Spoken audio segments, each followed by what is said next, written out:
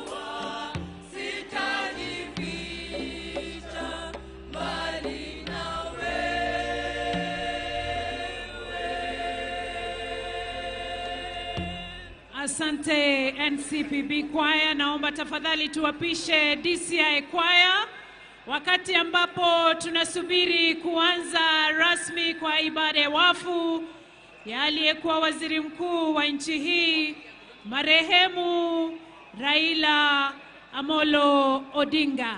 Naomba tafadhali wananchi ambao tumefika kuja kutoa heshima zetu za mwisho kwa aliyekuwa kiongozi wetu, tuweze kuchukua viti vyetu na kuketi ili tuweze kufuatilia hafla hii vilivyo.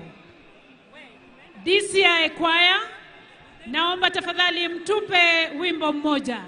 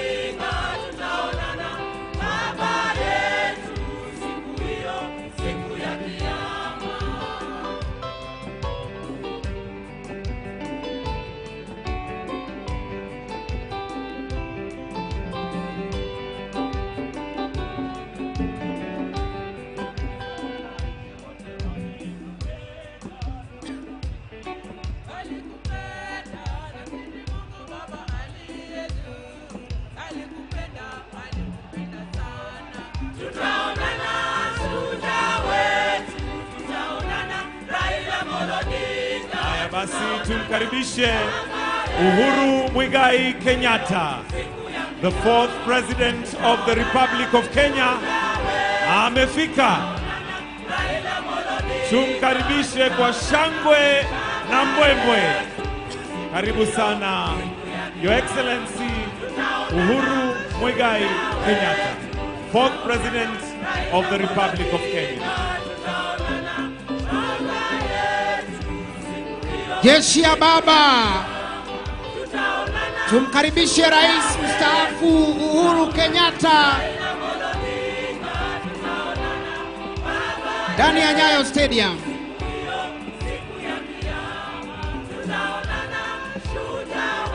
Spika wa Senate Amason Kingi pia amejiunga na sisi. Karibu sana spika wetu. Spika wetu wa National Assembly Papa wa Roma pia amejiunga na sisi katika uwanja huu wa leo kumsherekea baba. Karibu sana bwana spika. Jeshi ya baba.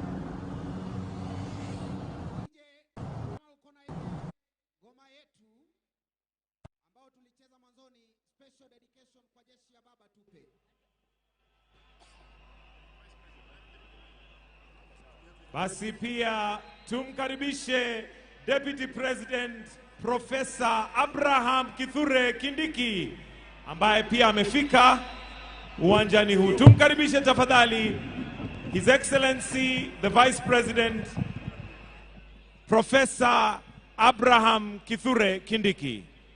Karibu sana naibu wa rais.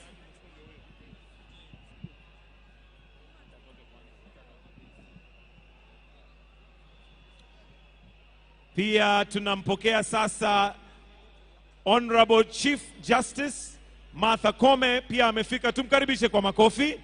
Karibu sana Lady Justice Martha Koome, Chief Justice.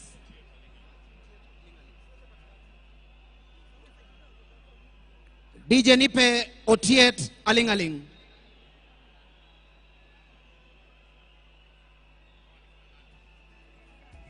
Jeshi ya baba, naomba kama wewe ni jeshi ya baba basi simama mahali uliko. Kama wewe ni jeshi ya baba simama mahali uliko. Kama wewe ni jeshi ya baba simama mahali uliko, tuimbe pamoja.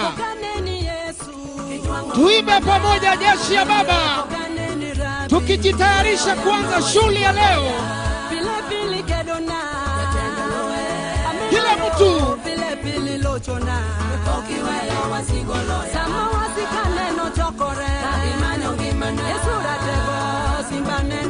jeshi ya baba.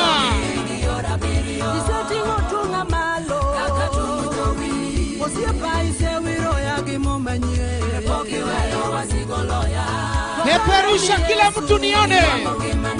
Peperusha bendera ya Kenya. Tunasherehekea shujaa. Pia naelezewa tunampokea sasa Mama Aida Odinga. Excellency Mama Aida Odinga pia amefika. Tumkaribishe kwa shangwe na mbwembwe. Jeshi ya baba, Mama Aida ameingia ndani ya Nyayo Stadium. Tumkaribishe Mama Aida vile inafaa jeshi ya baba. Wapi mdomo bagi?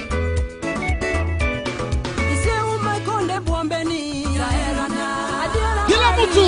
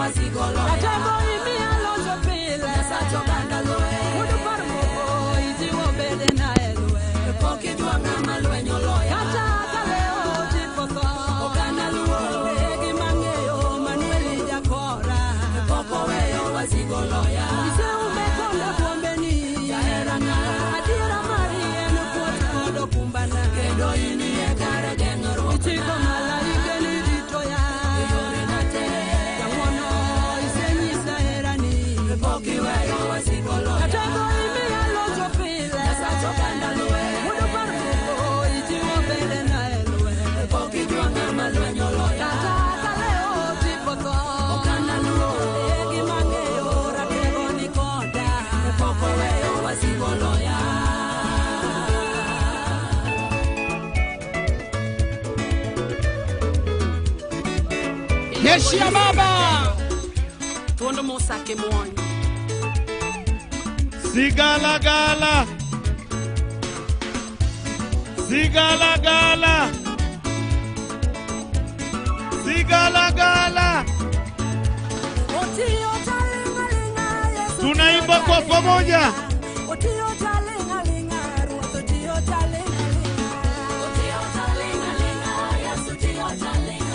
Ongeza sauti.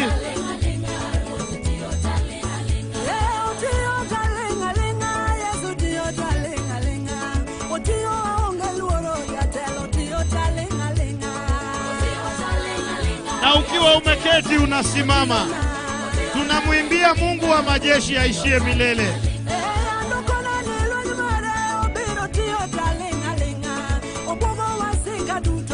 Kama hauna bendera unaweza peperusha mkono. Inua mikono yako umwinulie Bwana.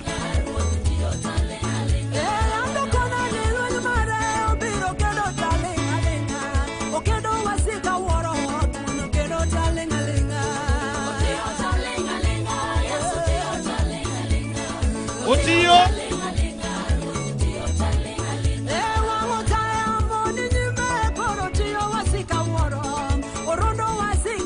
Kama unamjua huyu Yesu nipe vigelegele.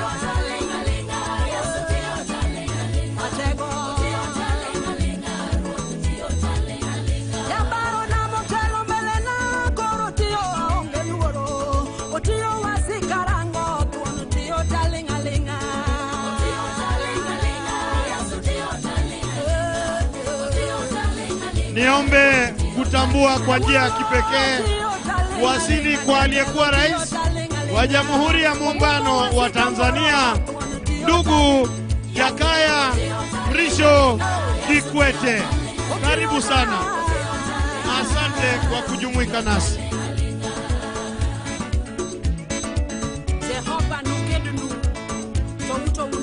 Pamne Yesu, pamne Yesu, pamne Yesu, pamne Yesu, pamne Yesu.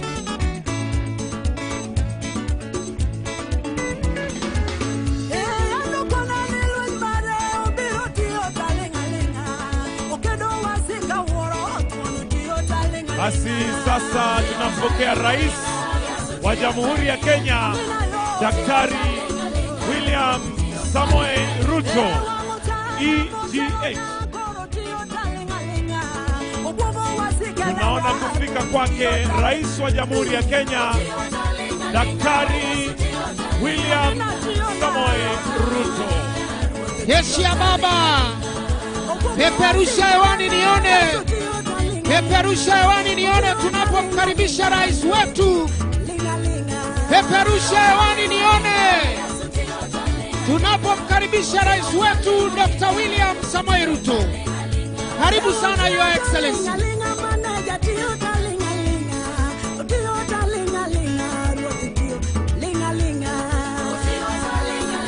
Wako pamoja na mama wa taifa, Mama Rachel Ruto. Makofi yake tafadhali. His Excellency the President together with the First Lady arriving now. Karibuni sana.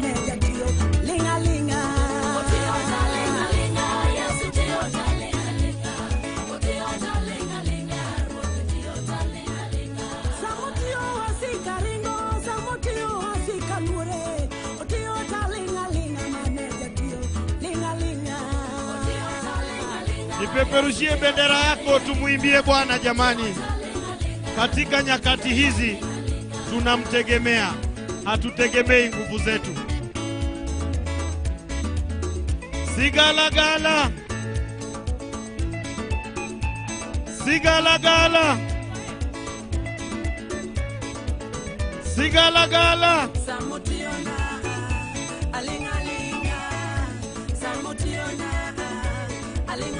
Vile vile kwa njia ya kipekee tambue uwepo wake Bi Dr. Aida Odinga, mjane wa baba, pamoja na familia Winnie Odinga, Raila Odinga Jr. na Rosemary Odinga. Niombe kwa njia ya kipekee tupigie makofi familia hii ya baba ikiongozwa na Bi Dr. Aida Odinga, Rosemary Odinga, Raila Odinga Jr. na Winnie Odinga pamoja na Dr. Oburu Oginga, vile vile familia yote ya Jaramogi kwa jumla. Tuwapigieni makofi mazuri jamii hii, na tuwashukuruni sana kwa kutulelea baba kwa miaka hii 80. Haya DJ, tuendelee na mziki kidogo tukingojea kuwasili kwake mwenda zake the Right Honorable Raila Amolo Odinga.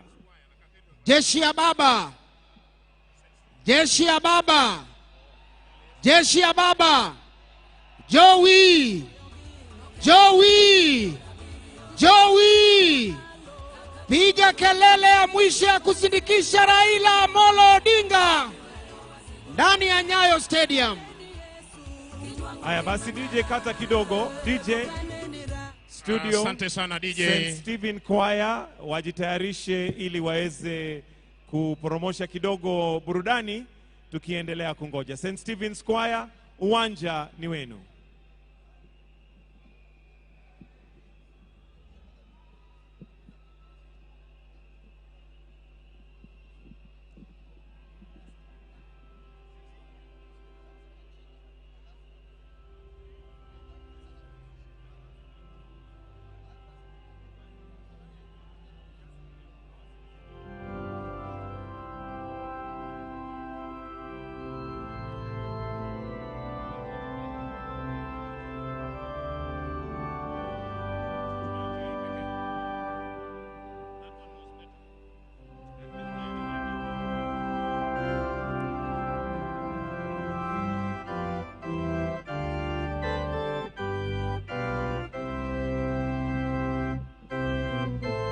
Asante sana choir. Thank you all Saints Cathedral na hali kadhalika St. Stephen's Jogoo Choir. Kwa heshima tafadhali nafahamishwa tuwapishe wenzetu tuweze kupisha wanajeshi nafasi hiyo ili waweze kuendelea na gwaride tafadhali. Kwa heshima naomba sote tusimame kwa wimbo wa taifa na wimbo wa Jumuiya ya Afrika Mashariki.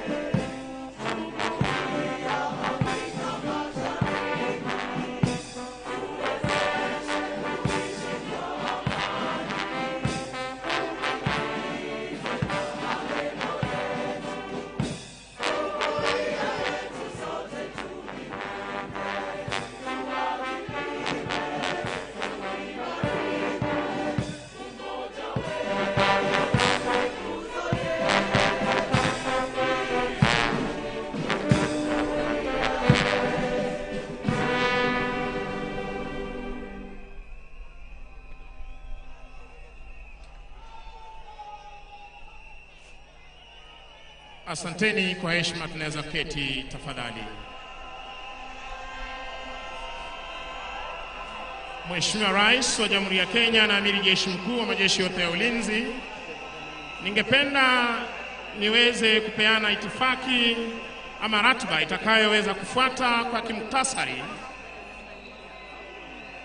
wakati tutaweza kupokea mwili wa mwenda zake aliyekuwa Waziri Mkuu wa taifa la Kenya Mheshimiwa Right Honorable Raila Amolo Odinga, sote kwa heshima tutaombwa kuweza kusimama, ambapo mwili huu Mheshimiwa Rais utaweza kuzungushwa uwanja huu wa Nyayo, na kwa wale ambao wamevalia sare rasmi za kiserikali kuweza kupeana heshima yao, na wananchi pia kuweza kusimama kupeana heshima kwa mwenda zake. Baada ya hapo, Mheshimiwa Rais, zitafuata tafrija za kijeshi, ambapo Mheshimiwa Rais tutaweza tena kusimama kwa wimbo wa taifa, kisha baada ya hapo nitaweza kumpisha mwenzangu Bwana Mike Gitonga ataweza kuendelea na ratiba itakayofuata, kisha tutaweza kurejea tena na gwaride la kijeshi ili kuweza kuondoa mwili wa mwenda zake hapa uwanjani. Kuzidi kuwakumbusha tu wananchi wazalendo tuweze kumuomboleza kiongozi wetu kwa njia inayostahiki, na hali kadhalika tukiwaomba kwa heshima kuweza kutulia, ndiposa tusiweze kumtatiza parade commander atakapokuwa anatoa amri zake. Tutarudi kwenu St. Stephen's Choir na hali kadhalika All Saints Cathedral Choir tuweze kuendelea na kipindi cha burudani. Upande wa pili tafadhali St. Stephen's Jogorod Choir, iwapo mko tayari, na All Saints Cathedral Anglican Church Choir tuendelee tafadhali.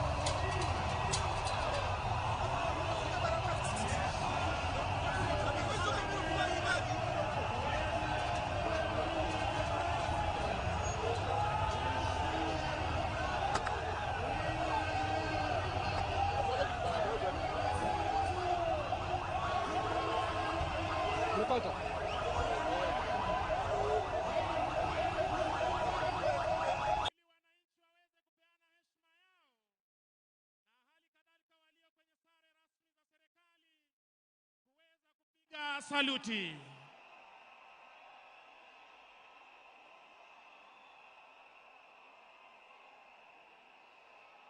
Bendi ya majeshi ya ulinzi mtupe him tunapozunguka na mwili huu tafadhali. Bendi tunaomba mtupe him mwili huu unapozungushwa tafadhali.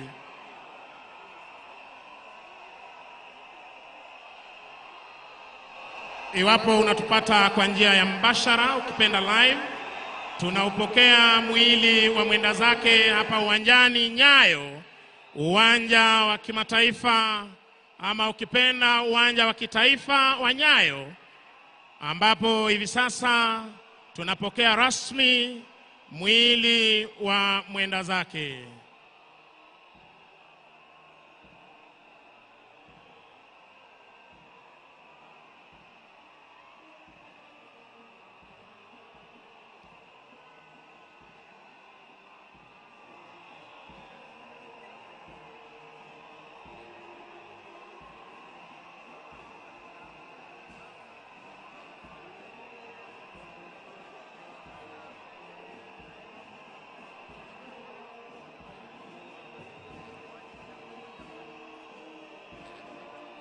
Hakika wema nazo fadhili zitanifuata siku zote za maisha yangu. Nitakaa nyumbani mwa Bwana.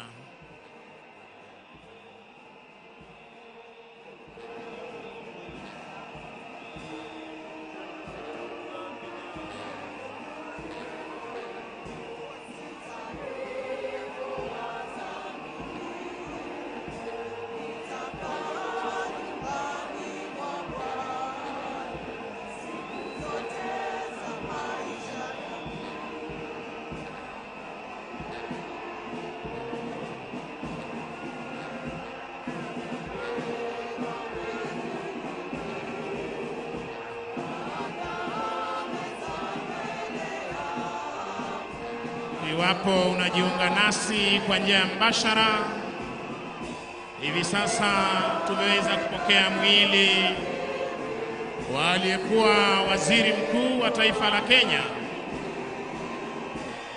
Right Honorable Raila Amolo Odinga, ukiwezwa hivi sasa kuonyeshwa kwenye umma ukiwa umevikwa bendera ya taifa letu la Kenya, ikiwa ni heshima ya hadi ya juu ambayo ameweza kupewa na taifa lake kwa majukumu aliyoweza kutekeleza akiwa hapa duniani. Na ni vyema Mwenyezi Mungu ameona tangulie mbele za haki.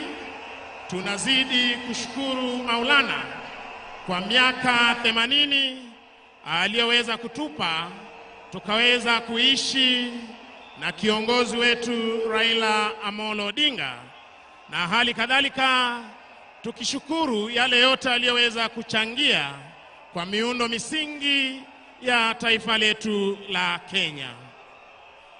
Wananchi wakiweza kupeperusha bendera hivi sasa, wakiweza kumpa buriani kwa heri Mheshimiwa Raila Amolo Odinga, hii leo ikiwa ni misa ibada, na inshallah siku ya Jumapili tutaweza kumpumzisha.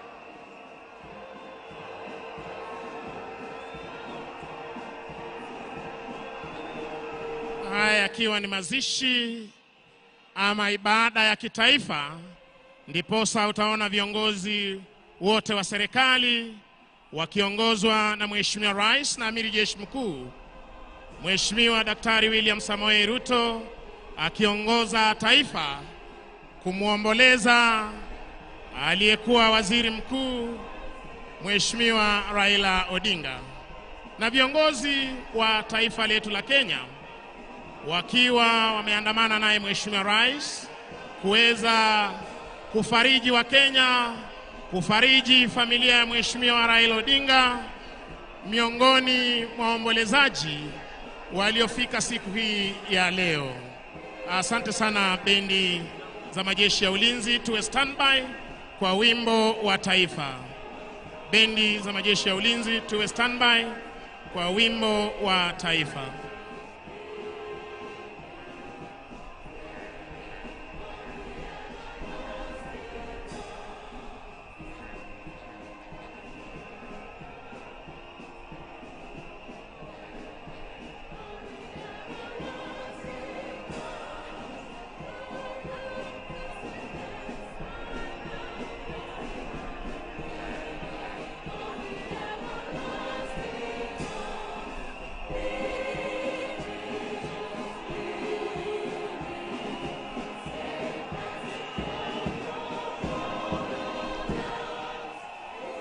Basi tunavyoshuhudia sote, upande ule wa pili Mheshimiwa Rais na viongozi wa tabaka mbalimbali, Paul Bearers, wakiweza kujitayarisha kuweza kuondoa mwili wa mwenda zake kwenye gari hili maalum ambalo hutumika kubeba watu mashuhuri.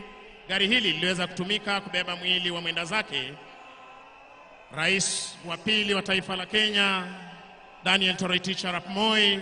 Tukaweza kuona ukiweza pia kubeba mwili wa Rais Mwai Kibaki na hali kadhalika aliyekuwa mkuu wa majeshi ya ulinzi Jenerali Francis Omondi Ogolla, na hii leo tunashuhudia gari hili likiweza kubeba mwili wa aliyekuwa waziri mkuu wa taifa la Kenya Mheshimiwa Raila Amolo Odinga, likiwa ni gari maalum ambalo linapatikana katika idara ya jeshi kwa sherehe kama hizi.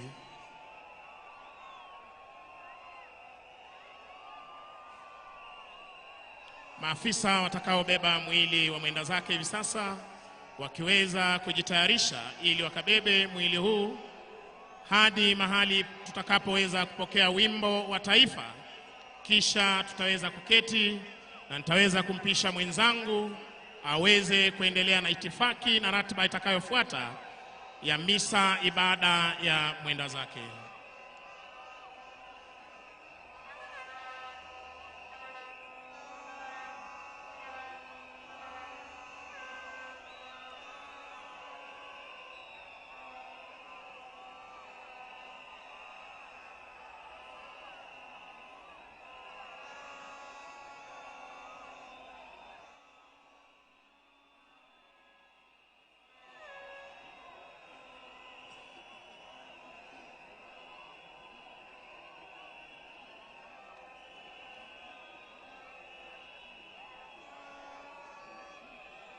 Tunazidi kushukuru wananchi walioweza kufika kuweza kushiriki nasi misa ibada ya mwenda zake, na hali kadhalika tuwashukuru kwa utulivu wenu, na hali kadhalika kuweza kuhakikisha kwamba tumeweza kupokea mwili wa mwenda zake ugani Nyayo, uwanja wa kitaifa wa Nyayo, tayari kwa ibada ambayo itaongozwa na kanisa la Kianglikana hapa nchini.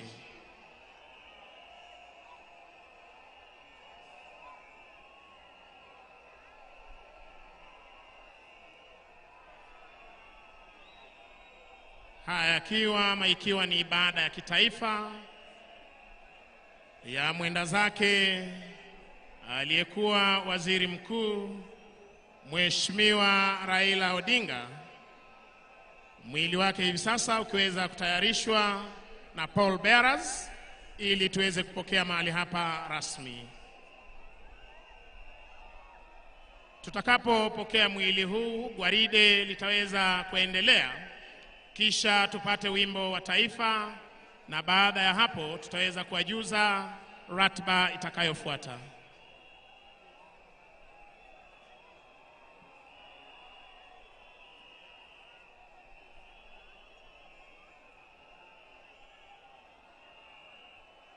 Kitazama jeneza la mwenda zake limeweza kufunikwa na bendera ya taifa letu la Kenya, ikiwa ni uzalendo wa hali ya juu na heshima za hadi ya juu aliyopewa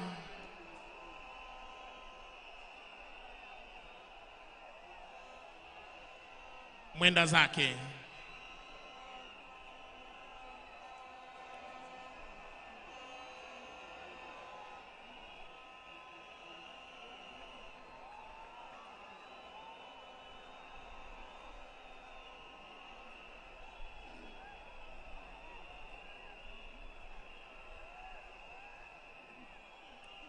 Wakiweza kujitayarisha hivi sasa ili wakaweze kuleta mwili huu, tunaomba wapiga picha wetu tafadhali muweze kuwapisha kwa heshima. With all due respect, kindly tunaomba wapiga picha tuweze kuruhusu gwaride hilo kuweza kuendelea tafadhali.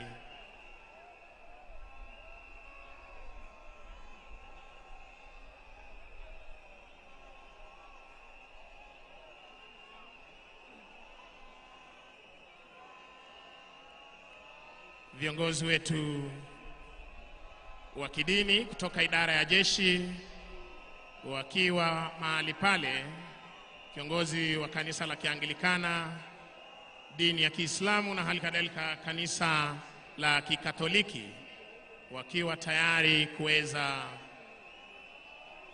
kutuletea mwili huu mahali hapa.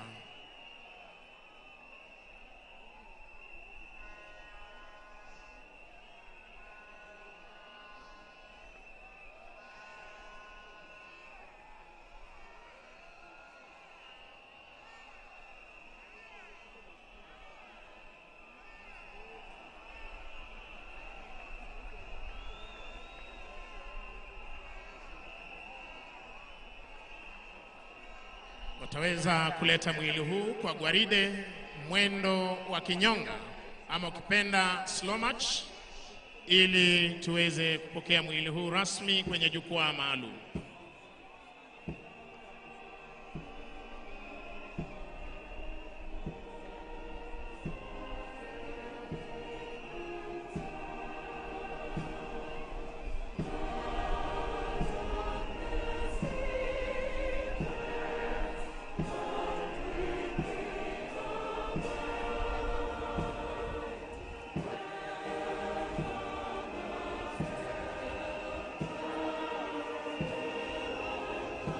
Kija kwa mwendo wa kinyonga kwa umaridadi kabisa,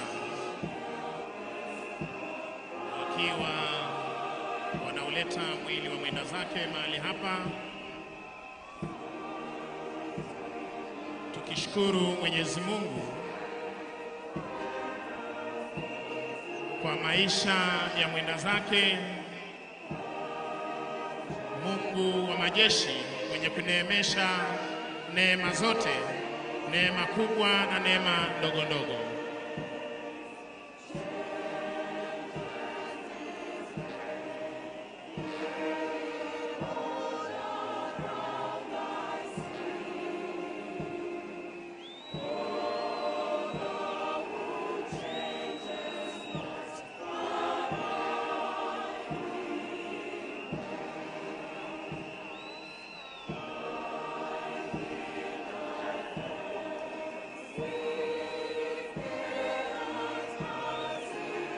Nitaomba wananchi tubaki tukiwa tumesimama, kwa sababu wakati wowote tutaweza kupokea wimbo wa taifa kwa heshima ya kiongozi wetu Mheshimiwa Raila Odinga.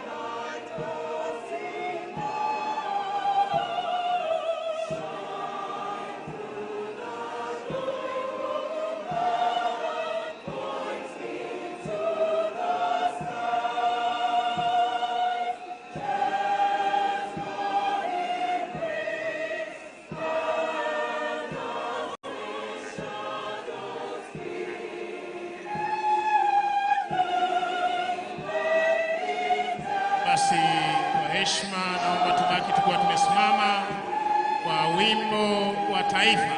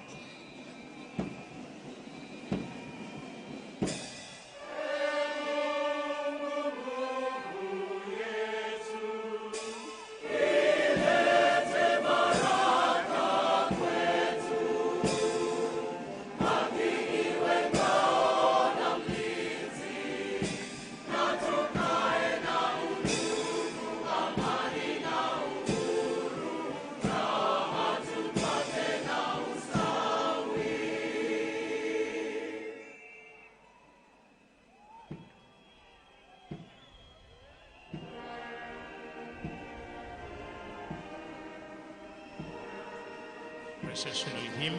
Hivi sasa ukiweza kupitisha mwili wa mwenda zake katikati ya gwaride hili laandaliwa na jeshi la nchi kavu. Kisha baada ya hapo tutaweza kuendelea na ratiba ya siku ya leo.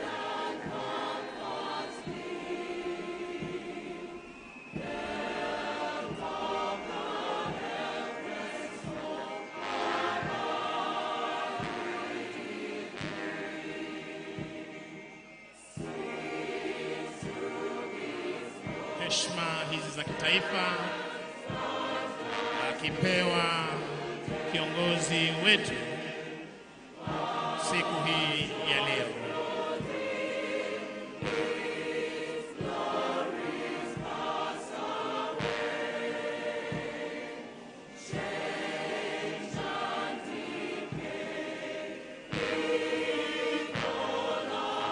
Asanteni kwa heshima, tunaweza kuketi tafadhali.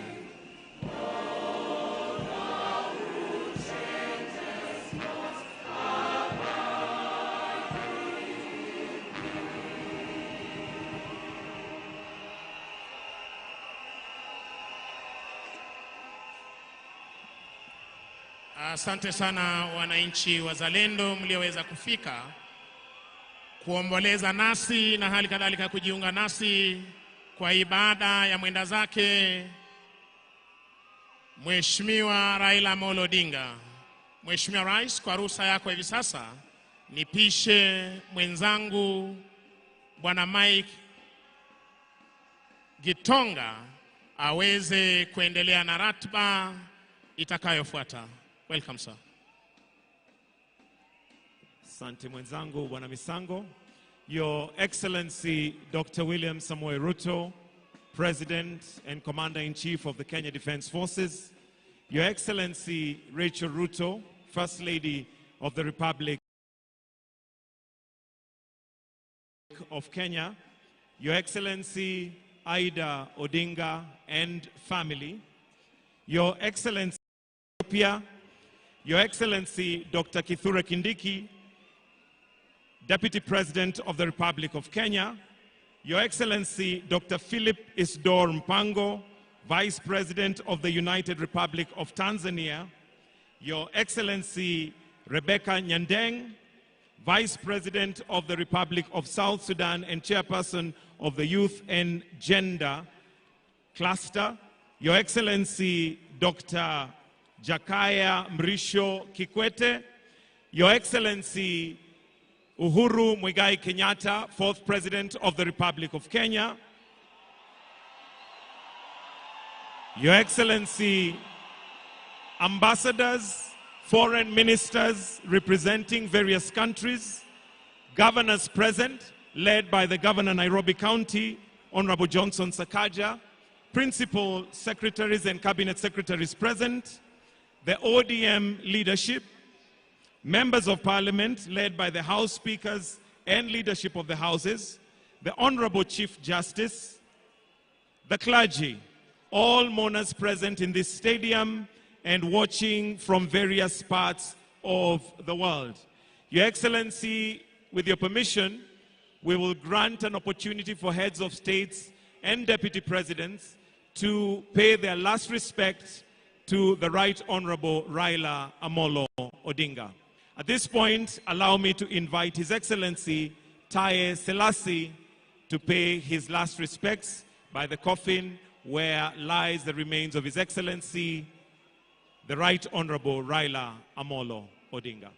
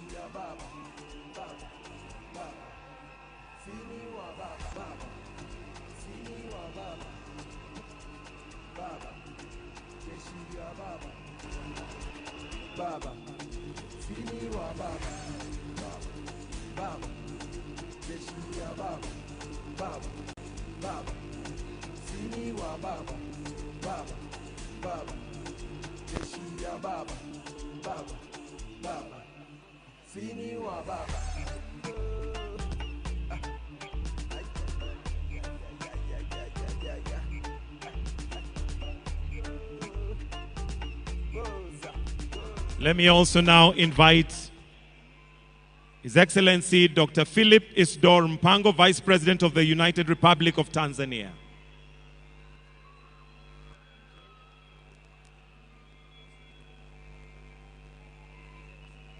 Followed by Her Excellency Rebecca Nyandeng Ngarang,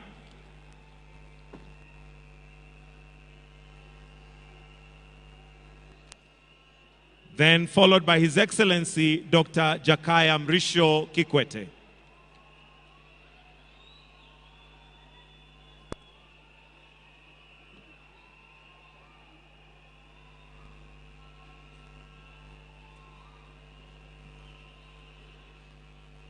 After last respects have been paid, we shall then hand over to the church to lead us in the sermon. But first of all, let's allow the distinguished guests who have proceeded to first of all view.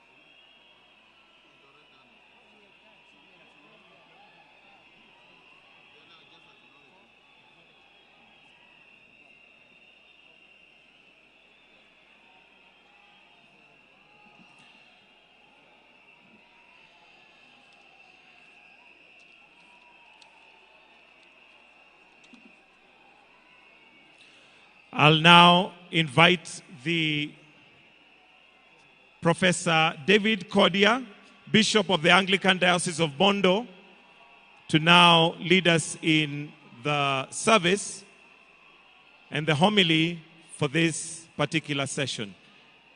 Professor David Kodia, Bishop, karibu tafadhali.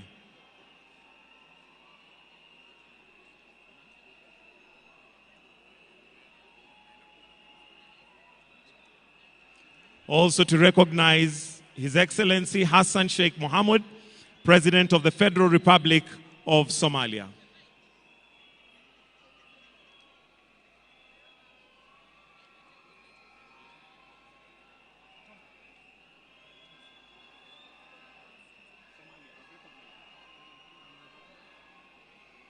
Also to recognize Interior Minister of Rwanda, representing His Excellency Kagame, President of the Republic of Rwanda.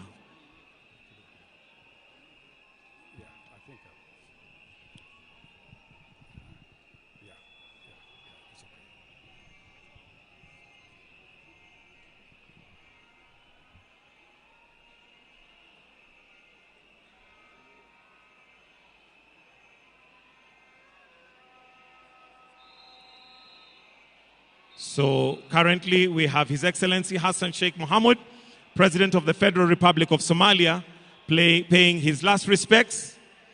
Then I will invite Professor David Kodia, Bishop of the Anglican Diocese of Bondo, to take over the service.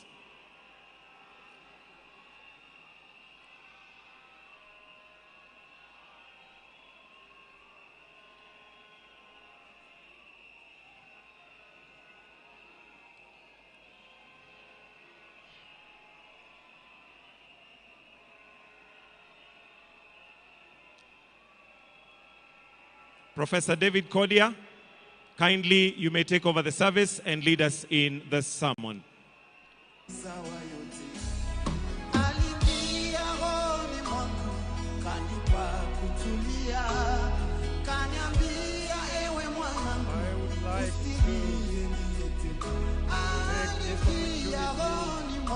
On behalf of the Anglican Church of Kenya and the Anglican Diocese of Bondo and the entire Christian fraternity and all of us here present, I want to say thank you for all those who have come and ask for silence as we begin this service.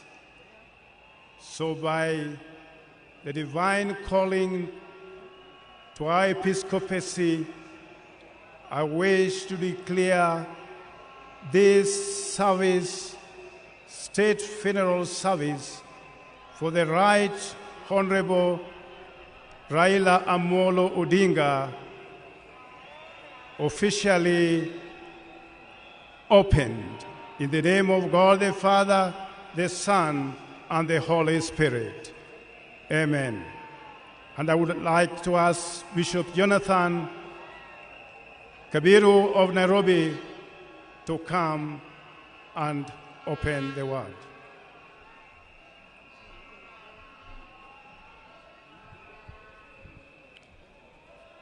Basi na tusimame kwa maombi. The Lord be with you. In the name of God the Father, the Son, and the Holy Spirit. Mwenyezi Mungu, twaja mbele zako asubuhi ya leo katika ibada hii ambayo ni ibada ya huzuni sana, katika hali ya kusherehekea maisha ya mtumishi wako, kiongozi wetu, the Right Honorable Raila Amolo Odinga, ambaye Mwenyezi Mungu ulimpeana katika ulimwengu huu tangu mwaka huo wa 1945, na Mwenyezi Mungu wewe umeandamana pamoja naye katika maisha yake. Akawa ni baraka kubwa kwa familia ya Odinga, akawa wa baraka kubwa katika nchi yetu ya Kenya, Afrika yetu na ulimwengu wote. Na sasa katika kikao hiki tunaomba uwepo wako uwe pamoja nasi, ututulize roho zetu, ufariji familia yake, na ibada hii iendelee vyema, na katika hali zote Mwenyezi Mungu uweze kutamalaki. Twaomba ya kwamba kama watukufu wa nchi hii yetu ya Kenya, ya kwamba neema yako na amani yako itakuwa juu yetu. Kwa Kristo Yesu twaomba na kuamini. Amen.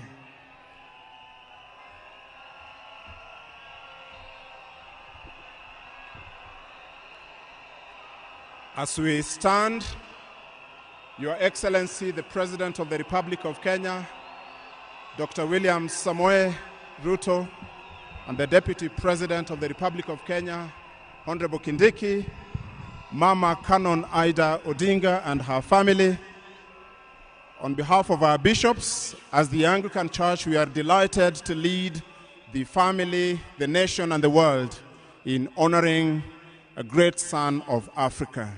To begin our solemn service, we will ask the combined choir of All Saints Cathedral, Nairobi, and ACK St. Stephen's Cathedral, Jogoo Road, to lead us in singing two stanzas of Bwana ni Mchungaji. Tunaposimama tafadhali.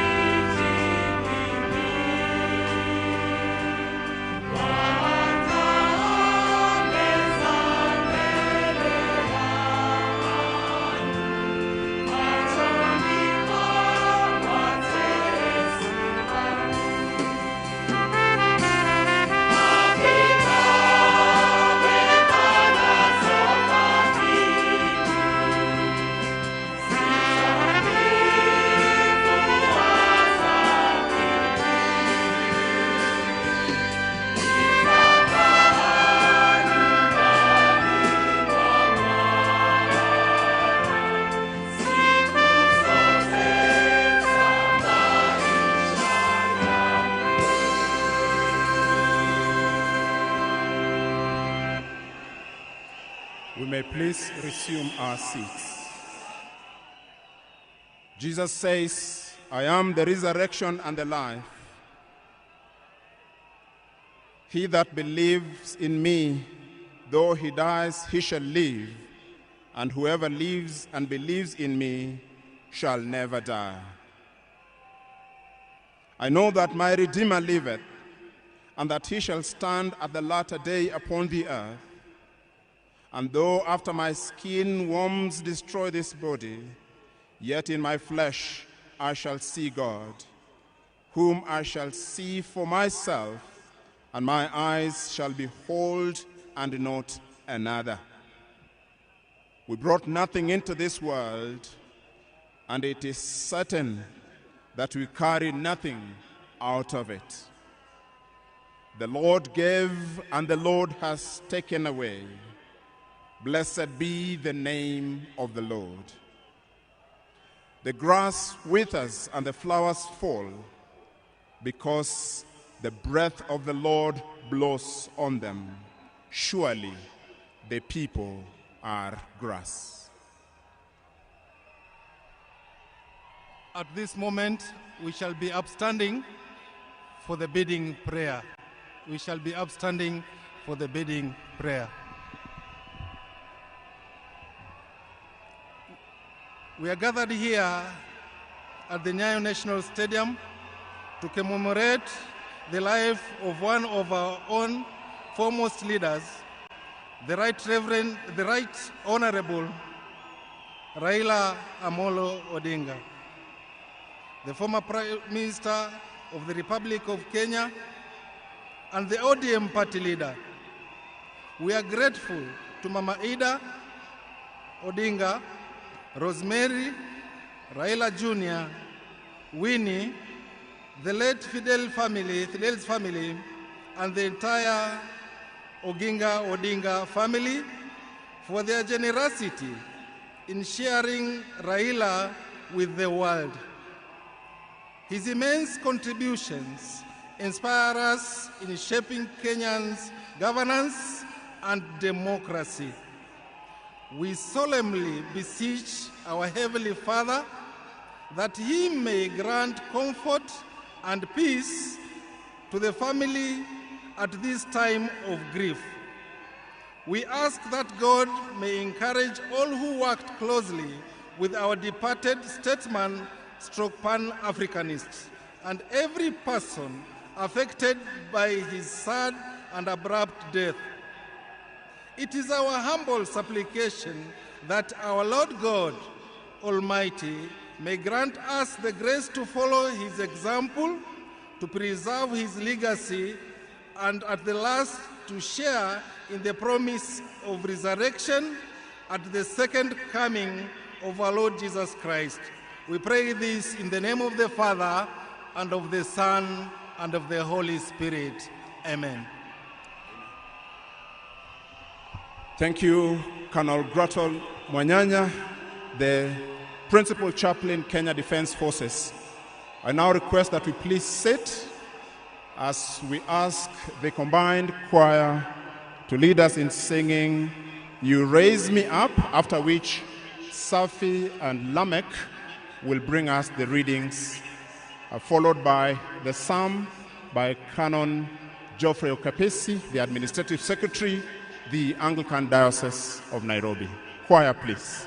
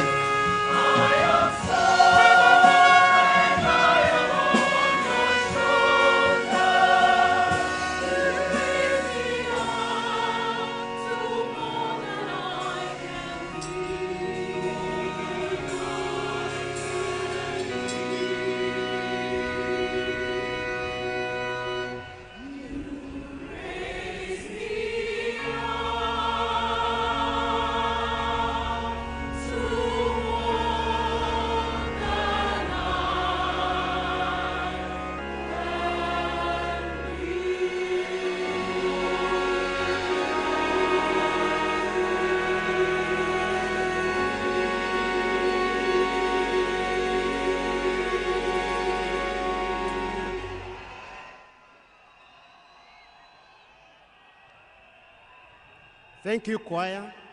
Kindly let us all stand for the psalm reading. Kindly let us all stand up for the psalm reading. The psalm reading appointed for today is taken from Psalm chapter 90, beginning to read at verse 1. Psalm chapter 90, beginning to read at verse 1. Lord, you have been our dwelling place throughout generations.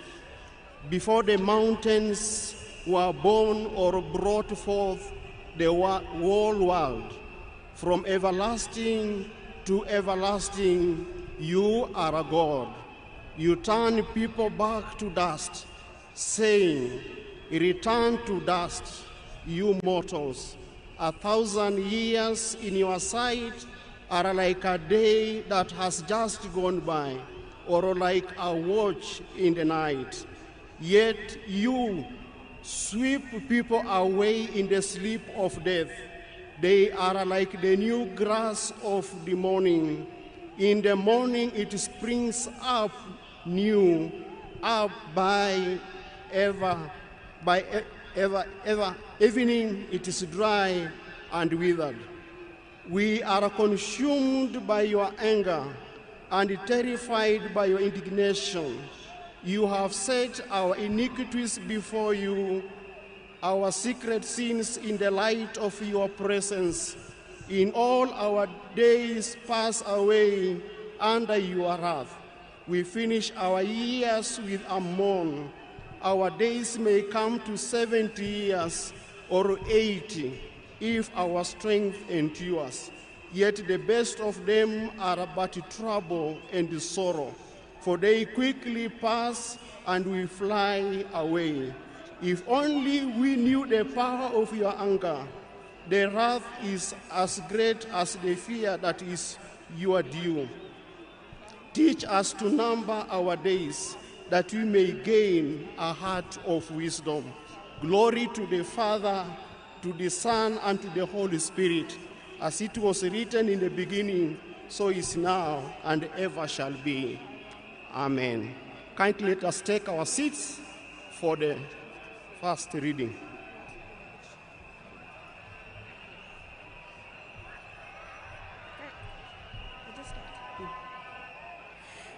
In presence of God, In presence of God and of Christ, Jesus will judge the living and the dead, and in view of his appearing and his kingdom, I give you this charge: preach the word, be prepared in the season and out of season. Correct, rebuke, encourage with great patience and careful instruction. For the time will come when people will not put up the sound doctrine. Instead, to suit their own desires, they will gather around them a great number of teachers to save their itching ears and want to hear. They will turn their ears away from the truth and turn aside from myths. But you keep your head in all situations, endure hardships, and do the work of evangelist, discharge and duties of your ministry. For I am already being poured out like a drink offering, and the time of my departure is near. I have fought the good fight. I have finished the race. I have kept faith. Okay.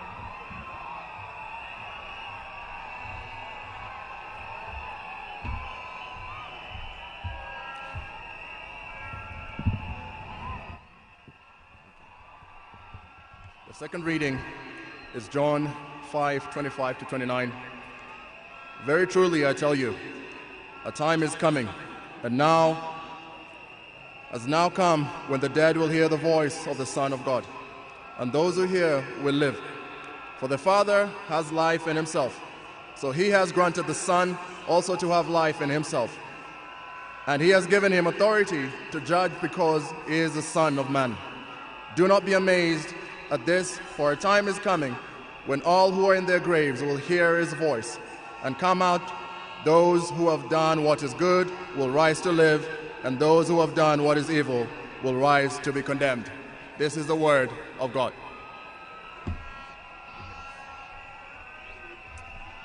Amen. We now welcome the All Saints Cathedral 7 a.m. choir to do a special Goodness of God.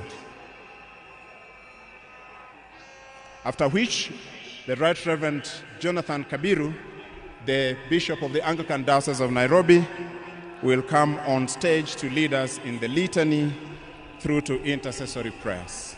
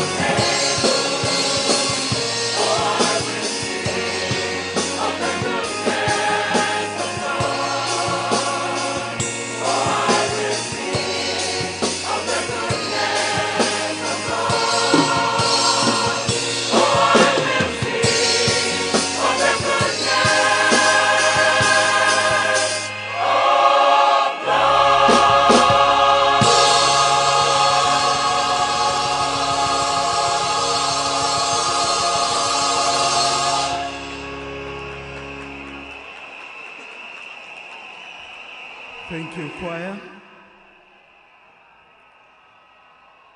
Let us continue in the litany.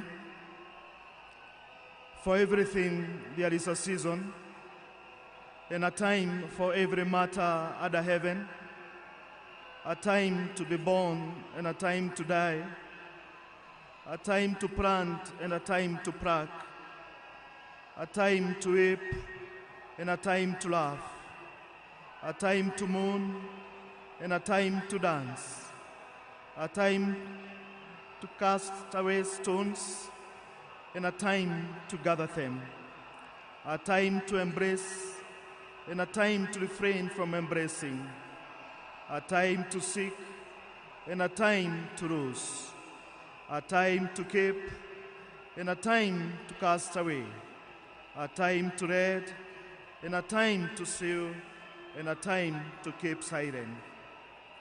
Let us join together in the Lord's Prayer. Our Father in heaven, hallowed be your name. Your kingdom come, your will be done on earth as it is done in heaven. Give us today our daily bread. Forgive us our sins, as we forgive those who sin against us. Save us from all trials and temptation.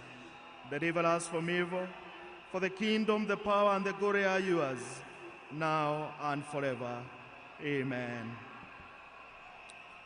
The correct, as we come to celebrate the life of our departed great man. O merciful God, the Father of our Lord Jesus Christ, who is the resurrection and the life, in whom whoever believeth shall live, though he die. And whoever liveth and believeth in him shall not die eternally. Who also has taught us by his holy apostle St. Paul not to be sorry as men without hope.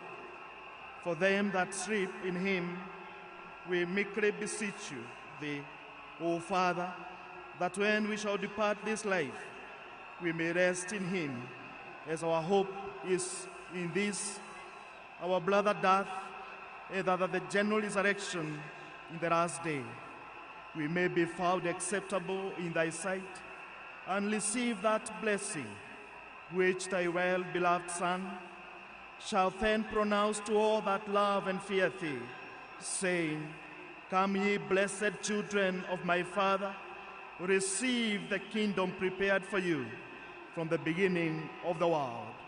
Grant this, we beseech thee, O merciful Father, through Jesus Christ, our mediator and Redeemer. Amen. The prayers of thanksgiving. We give you thanks and praise, Almighty Father, that you sent your Son to die and raised him from the dead. We praise you in the confidence that you save all people, living and dead. Lord, we pray that you may hear us.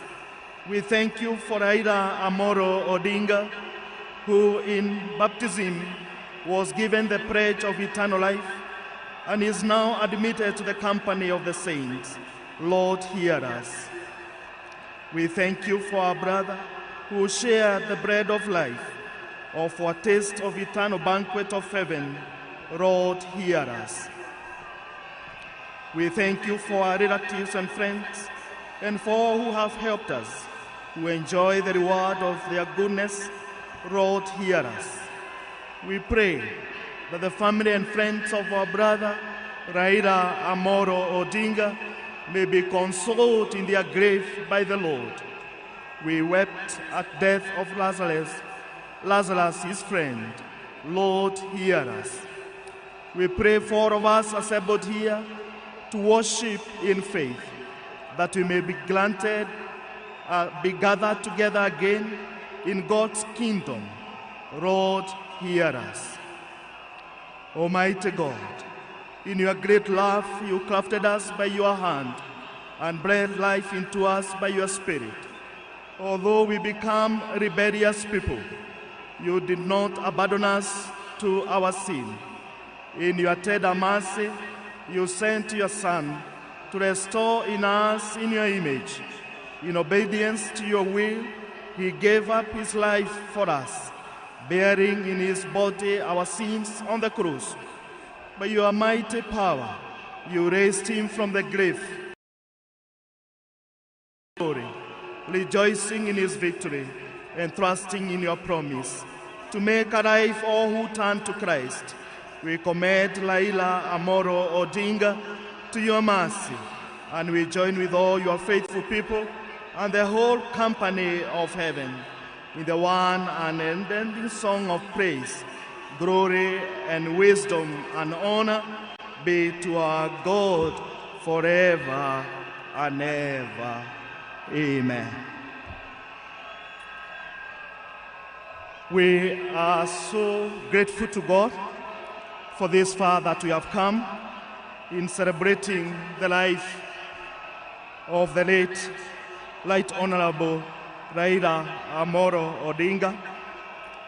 We have with us the Bishop of the Diocese of Bondo, where the family of Odinga come for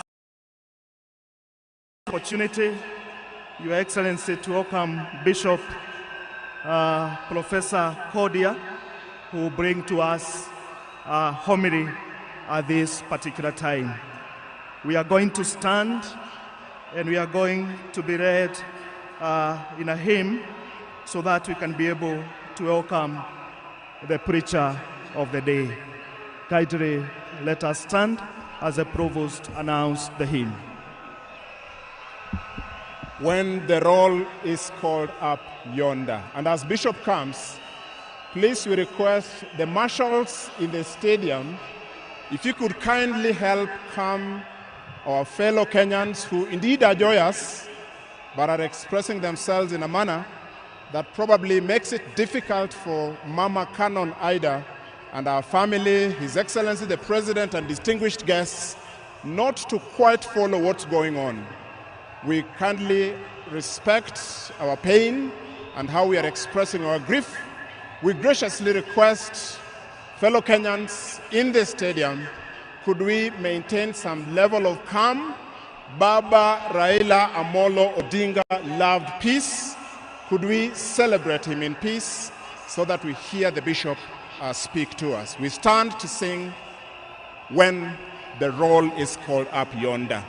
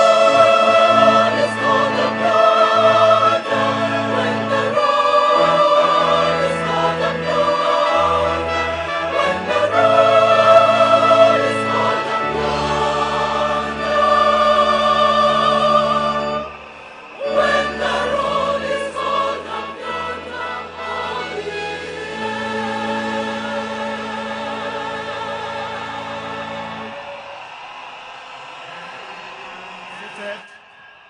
We can now get our seats. My fellow Kenyans, this is the time that God wants to talk to all of us as we give our last respect to our Baba. If he were to be here addressing you, he would start by saying, "Higher, higher," and all will be well. So I'm also saying, higher, higher, and let it be well. To His Excellency the President of the Republic of Kenya and all distinguished guests, Mama Ida and the Odinga family, as we celebrate the life of our fallen hero, I just want us to pay attention to what God is telling us, for that is the purpose for which we came here to have this state service. So I want to ask for your indulgence, friends of Raila, that let's spare a moment just to listen to what God is telling us. Paul, in his address to Timothy, makes it very clear that in the presence of God and of Christ Jesus, who will judge the living and the dead, and in view of his appearing and his kingdom, I give you this charge. Preach the word. Be prepared in season and out of season. Correct, rebuke, and encourage. Those are powerful words. When Paul gave a strong charge, saying, "Come and listen, for this is my word that I give unto you. Proclaim the things that God has commanded you to proclaim." What the theme of my sermon is: the power of the word. God has given us his power in his word, and that word must be proclaimed in order to have effect on us.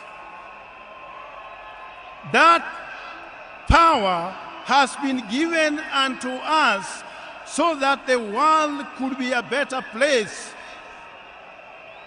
That power has been given to us so that all of us would be able to live in freedom and in liberty. Power to correct, power to rebuke, and power to encourage. The Prime Minister was given that power, and he used that power effectively. The power to proclaim the new dawn in the Republic of Kenya. The power to proclaim the new freedom where now all of us can be able to say whatever we feel we need to say. The power to proclaim liberation of mankind from the state of fear to the state of boldness. Being given the power to proclaim. All of us, in one way or the other, we have been endowed with that power to proclaim something. when His Excellency is given the power, is also given the power to proclaim certain declarations with far-reaching effects on the entire Republic. Power to proclaim. The question is today, which we are all asking, as we celebrate the life of Baba, is how do we apply the power to proclaim that God has given us for the good of the nation, for the good of all of us, for the good of humanity. Baba is one such politician that never used the power of money to intimidate people or to lure followers. Today we have very bad manners amongst most of our politicians. They have taught our people the culture of handouts, that wherever you are, you must give part with money. And woe unto those who drive big vehicles, they are in trouble. Whenever you are seen, you are only seen in terms of money.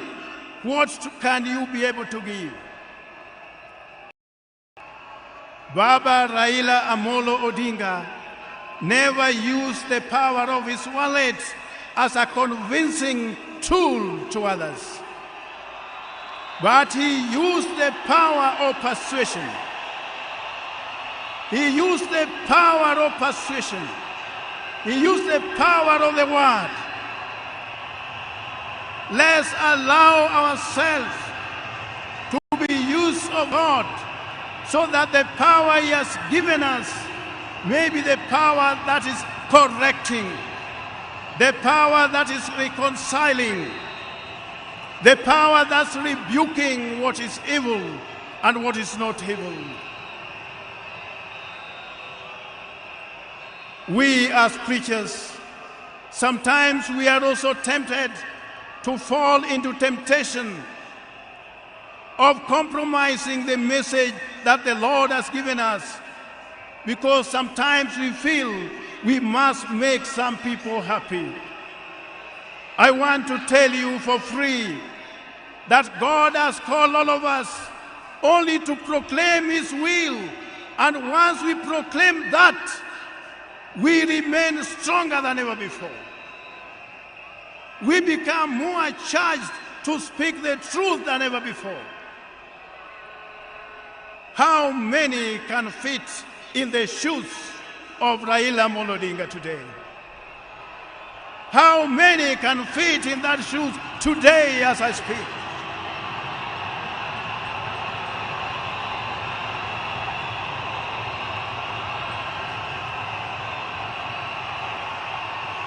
I am addressing you when I'm in the Spirit of God to proclaim that God wants us to do things right all the time, everywhere, so that Kenya could be free and all of us could be free to live in a united nation of our republic.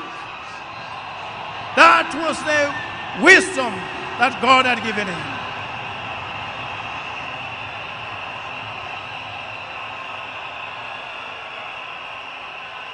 And I want to charge you in the name of God that from today, please, as we honor the Right Honorable Raila Odinga, let's see ourselves as Kenya First, not from the point of view of our tribes, of our classes, of regions where we come from.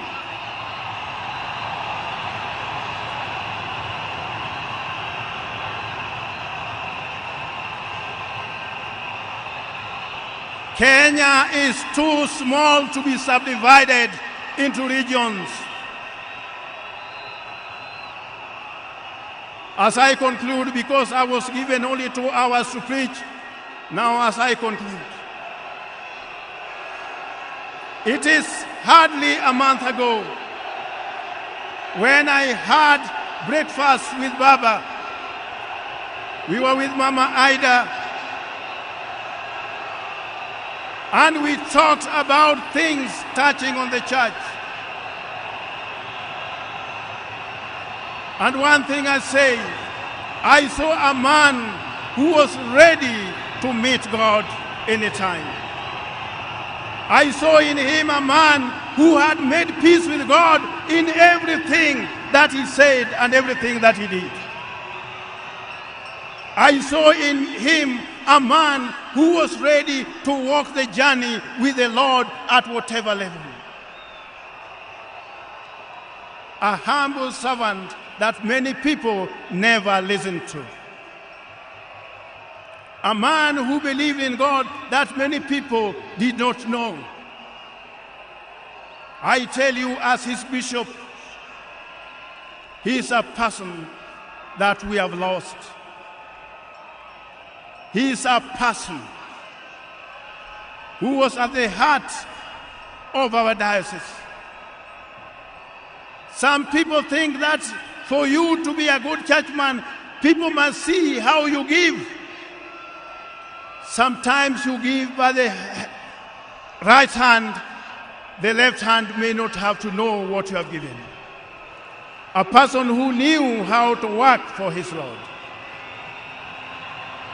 That is the person whose life we are celebrating today.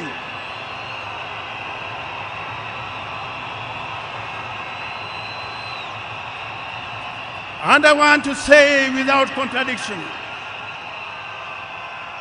Your Excellency the President, what you have done,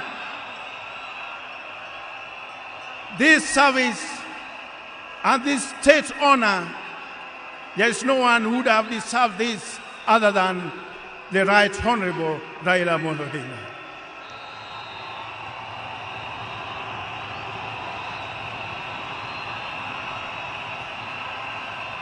And when we are proclaiming the word, we should not be fearful. Word proclaimed must have the power to transform, must have the power to make us renewed in our strength for the liberation of our country from those who are looting everything from us, from country level to everywhere.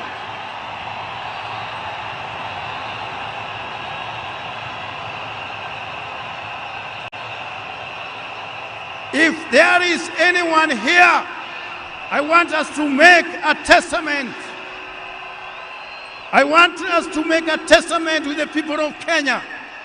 If there is anyone here, at whatever level, be you a governor, be you an MCA, be you whoever it is who has looted this country, you know you stand a chance of being condemned.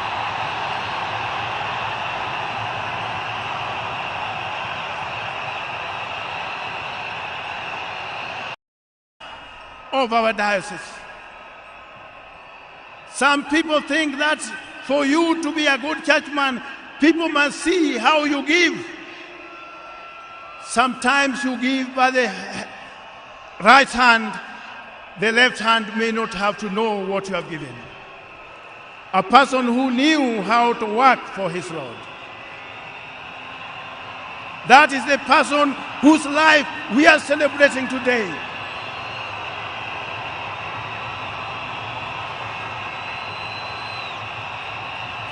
And I want to say without contradiction, Your Excellency the President, what you have done, this service and this state honor, there is no one who would have deserved this other than the Right Honorable Raila Amolo Odinga.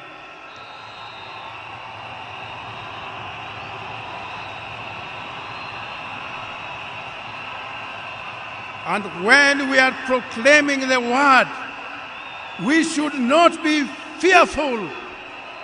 Word proclaimed must have the power to transform, must have the power to make us renewed in our strength for the liberation of our country from those who are looting everything from us, from country level to everywhere.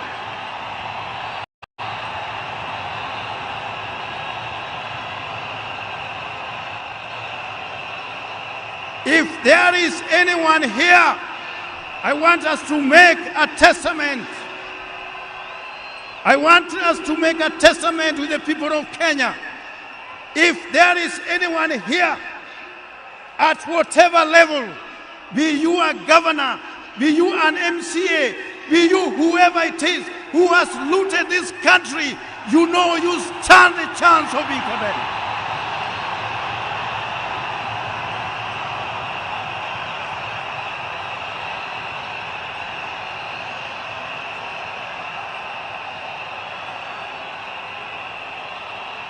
So when we are talking about a person of the stature of Raila Amolo Odinga, we are seeing in him those strengths of justice which are yet to be won. We are seeing in him those strengths of peace which are yet to be achieved. We are seeing in him the strengths of reconciliation which we are yet to see. We are seeing in him the Kenyanhood being at the center of everything else. May God bless you all. May God lift you up as we bid farewell to Baba. In the name of God the Father, the Son, and the Holy Spirit. Amen.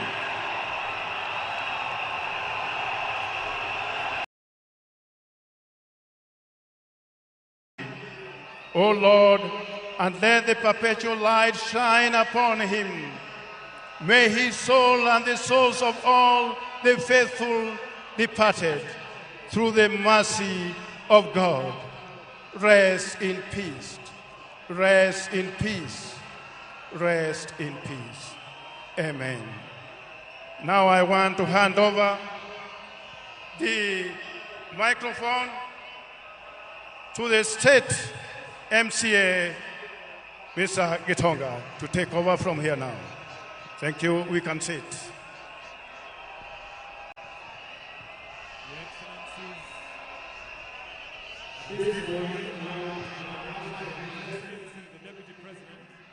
Professor Kithure Kindiki, who will now run the program as from here.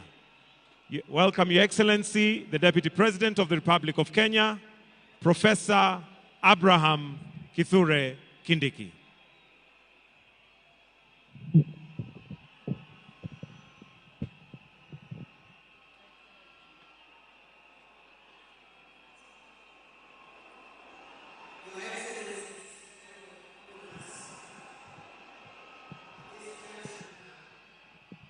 We would like to hear the tribute of our departed leader, the Honorable Raila Odinga. That tribute, the eulogy, will be read by Jaoko Oburu.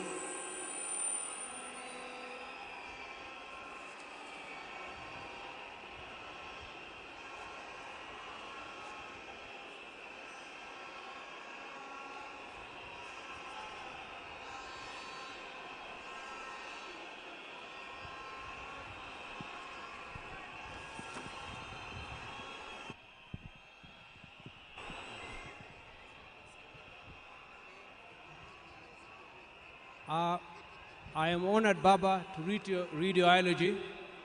May the Lord give me peace and give peace that transcends all understanding to us, your orphans. Raila Amolo Odinga is truly a once-in-a-generation leader, a man whose ideals transcended politics and whose legacy will shape Kenya's destiny for generations to come. President William Ruto announced the demise of former Premier on 15th October 2025. On the 15th October 2025, the mortal journey of the Right Honorable Raila Amolo Odinga came to an end. But his spirit is immortalized in the story of a life that began on the 7th of January 1945. For 80 years, he embodied resilience, boundless optimism, a will to test limits, ventured into new frontiers and imagined new horizons, all in a steadfast love for country. He was a leader who never wavered in his belief in the good of his people. Raila Odinga lived a life of purpose. He chose to fly high, urged the nation to dare, and challenged Africa to fight for its place in the world and retrace the dreams of the continent's founders. Over the past 3 years, we have witnessed an outpouring of emotions of a nation gripped in grief. Africa has grieved for him. Indeed, the world has grieved for him. A nation and a world struggling with the question, did we really know him in his fighting to find hope in his enduring legacy? Raila Odinga may not have been there to fight the country's war for independence, but he bows out as an undisputed leader of the national rebirth of the Kenyan nation. He easily became the bridge between our generation and that of our grandfather, the late Jaramogi Oginga Odinga, who fought for our country's independence from colonialism. He learned at the feet of Kenyans and Africa's most revered leaders. He witnessed the liberation ideals and struggles of Pan-African heroes, including our grandfather Jaramogi, Jomo Kenyatta, Julius Nyerere, Kwame Nkrumah, Gamal Abdel Nasser, and Kenneth Kaunda, among others. He followed and internalized Nelson Mandela's struggles and agreed with his philosophy that courage was not the absence of fear, but the triumph over it. That the brave man is not he who does not feel afraid, but he who conquers that fear. Raila conquered fear and mastered courage. Possibility of death in pursuit of an ideal was not a reason for Raila to retreat, for he also internalized William Shakespeare's words that cowards may die many times before their deaths. The valiant never taste of death but once. It is from that perch that Raila began his own long walk for freedom and liberation, applying himself to the cause as a debt owed to past and due to the present generations. Many times he appeared to be on a cause much larger than himself, a mission almost impossible, but he seemed to be the way he loved it. He gave his life for it. In emulating the giant steps of Jaramogi Oginga Odinga, our grandfather, and the spirit of selflessness that ran deep in his heritage, Raila Odinga, just as his father once declared that he could be no freedom for the release, without the release of their leader Jomo Kenyatta, proclaimed Kibaki Tosha, a declaration that propelled NARC to bring an end to KANU's 40-year rule. This defining act was emblematic of the man himself. Raila Odinga was Raila Odinga. He never cared what others thought about him or his actions. He cared whether people bought into his vision and mission. Once he felt he had the mandate of the people, there will be no turning back. In the process, he became Kenya's ultimate political prisoner and one of Africa's best-known freedom fighters, a dedicated and down-to-earth servant of the people of Kenya, a headache to the corrupt elite, and a beacon of hope for those struggling for freedom, not only in Kenya, but across Africa and beyond. Generations to come will honor him and offer gratitude. Raila Odinga cared deeply about Africa and worried eternally about its decline. For that, he applied himself to peace and reconciliation missions across the continent whenever called upon. During the 90s, he worked closely with the International Republican Institute as a resource person for peace and conflict resolution in the then war-torn countries of Mozambique and Burundi, and offered similar support to peaceful electoral processes in Nigeria and Zimbabwe. He mastered Africa's conflicts and the forces and issues behind them. The highest executive position he ever rose to was that of Prime Minister of the Republic of Kenya, following the signing of a national accord and Reconciliation Act 2008, which created the office to facilitate power sharing after the controversial 2007 elections. Earlier, he had served as Member of Parliament for Lang'ata constituency within the city of Nairobi from 1992. However, the hallmark of Raila's life and career was not in executive mansions and offices. It was in the struggle for freedom and democracy in Kenya and across Africa, many times telling the continent's dictators to set their people free. It earned him outright enemies, cynical friends, and admirers in Africa and beyond. It is this record that saw him appointed Special Peace Envoy of the African Union in February 2011, following the post-election crisis in Cote d'Ivoire. He juggled politics, entrepreneurship, scholarship with ease. Besides his career in politics, Mr. Odinga is also a successful businessman and entrepreneur, having founded the flagship family business, East Africa Spectre, a manufacturer of gas cylinders for Kenya and the East African region. Subsequently, he founded Spectre International, also known as the popularly known as the molasses plant.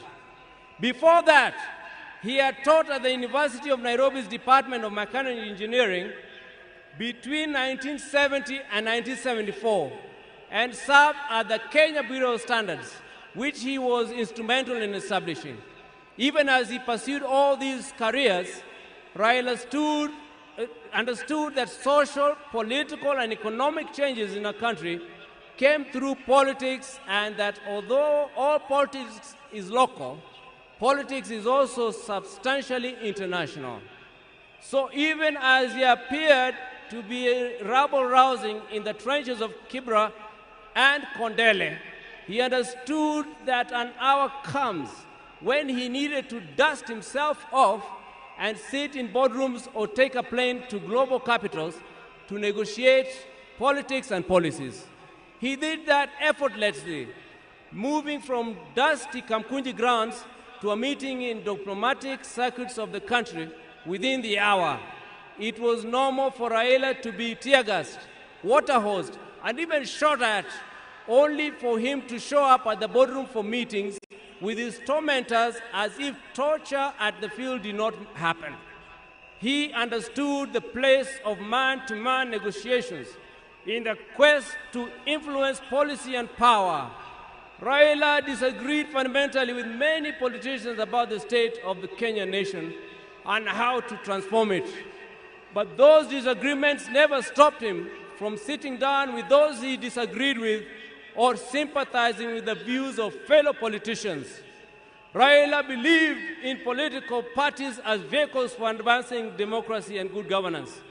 It is upon this belief that he was founder member of the Forum for Restoration of Democracy, FORD, later FORD Kenya in 1991, the National Democratic Party, NDP, in 1996, and the Liberal Democratic Party, LDP, in 1997. And in 2005, his present political vehicle, the Orange Democratic Party of Kenya, ODM.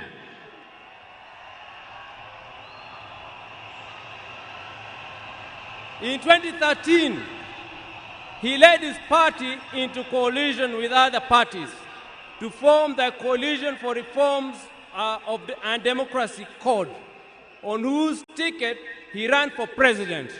He challenged the election results at the Supreme Court, which ruled in favor of his opponent. He accepted the verdict and took up the leadership of the opposition. He contested the 2017 presidential election on the ticket of the National Super Alliance, NASA, which election ended up being nullified by the Supreme Court, but he stayed out of the subsequent contest. Mr. Odinga was again picked by his coalition, Azimio la Umoja One Kenya Coalition Party, for the presidency in 2022. whose results were confirmed against him by the Supreme Court. He accepted the verdict and has led the opposition coalition. Raila's early life prepared him to be a consummate African and citizen of the world, with early education in Kisumu and Siaya before leaving for Germany, where he began his high school education at the Herder Institute of Leipzig. He later transitioned to the Otto von Gutenberg University in Magdeburg, in the then East Germany, where he obtained a Master of Science in Mechanical Engineering, specializing in production technology. In February 2024, Raila visited and extensively toured the two institutions, reliving his days there and recalling that when he arrived in Otto von Guerre, there was not more than 5 black students in the whole college. As a leader, Raila believed in and exercised unity, selflessness, sacrifice, collective leadership, humility, honesty, discipline, and hard work. Other than Kenya, Raila's other greater love was Africa. He celebrated the continent's potential and mourned its poverty. He mourned the death of leadership on the continent and felt the pain of its people being left behind by less endowed regions of the world because of failure of leadership. Indeed, the last major political project Raila quietly embarked on just days before his death was a third biography dedicated purely to Pan-Africanism and what needs to be done to take the continent forward. In October 2018, Raila was appointed as the African Union High Representative for Infrastructure Development in Africa. He moved into the position with the swiftness and certainty of fish in water. He named the continental highway networks corridors, railways, and airports as if they were in Kenya. He was at ease with Africa's trade deficit figures in comparison to other parts of the world. In politics, Raila communicated the importance of reconciliation, forgiveness, and putting country over self. He forgave his jailers and worked with them to move the country forward. He emphasized that building a progressive country demanded leaders rise above anger and desire for revenge. He also believed strongly that preservation of a nation requires the triumph of pragmatism over ideology, that when the nation is under extreme threat, leaders must embrace extreme compromise. He believed power was not an end, but a means to an end. It should be used towards the desired end. He believed that power should be used to ensure the existence of the nation, not the demise of the nation. He wanted power to be used to ensure progress, prosperity, and peace of and among nations, and not for any causes that would yield contrary outcomes. We will cherish Raila's memory in the heart of our nation, and I believe in the hearts of many African nations. Fare thee well, our champion, our freedom fighter, our Baba. You have fought the long fight. You have finished the odious race. You have kept the unshakable faith. Your work here is done. The struggle continues. Rest in peace and eternal, rest in perfect and eternal peace. Thank you, Baba. Long live the King!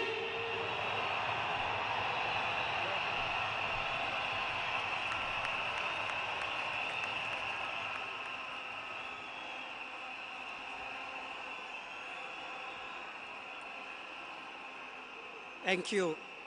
Thank you very much. We are going now to receive the following family members to eulogize their father, Winnie Odinga, Raila Odinga Jr., Rosemary Odinga, and later on, Mama Ida. And Mzee Senator Dr. Oburu Oginga will close that chapter on the family tributes. Karibuni.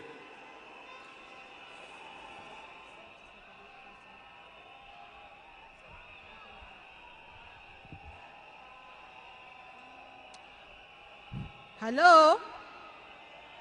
Hello? Hello?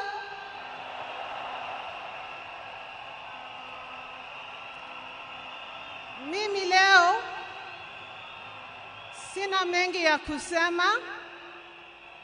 Niko hapa na watoto wangu. Huyu ni mtoto wangu wa kwanza anaitwa Safi. Na huyu ni wangu wa pili anaitwa Senai. Niko na mandugu zangu huko nyuma, Junior na Winnie, na my cousins pia wako hapa. Leo ni siku wa uchungu mwingi sana kwangu mimi. Najua nyinyi pia mnasikia uchungu mwingi sana.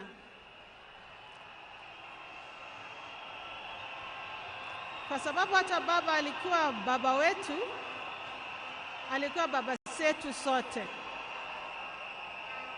Naomba niseme machache kwa Kiingereza tafadhali. Ladies and gentlemen, of course all protocols observed. I'm a bit today I'm feeling very, very sad. I did not anticipate to speak today, and there's so much I can say about Baba, but at the same time, we don't have enough time for me to say it all.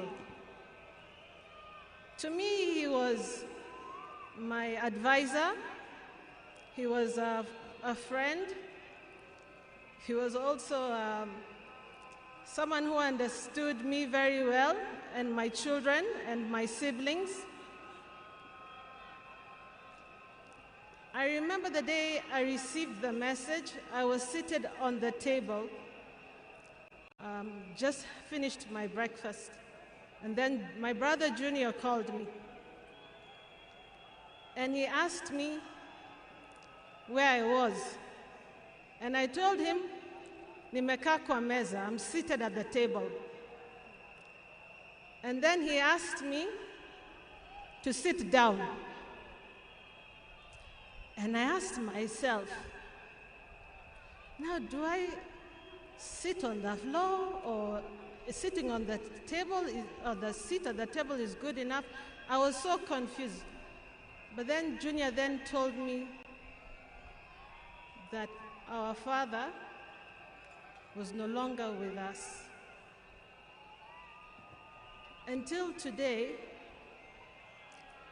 it is still very difficult. Ni uchungu mwingi sana ambao tunahisi kama familia. Na leo hii tunakuja na nyinyi pia, ndio tuombeleze na nyinyi pia, Kenya mzima na dunia nzima. Nataka tu kusema asanteni sana kwa kusimama na sisi, na tutaendelea kusimama pamoja, na Mungu abariki Kenya mzima na bariki dunia mzima. And thank you all. Asanteni sana. Mungu atupe nguvu. Mama, Mungu akupe nguvu. Thank you so much. Sina mengi ya kusema.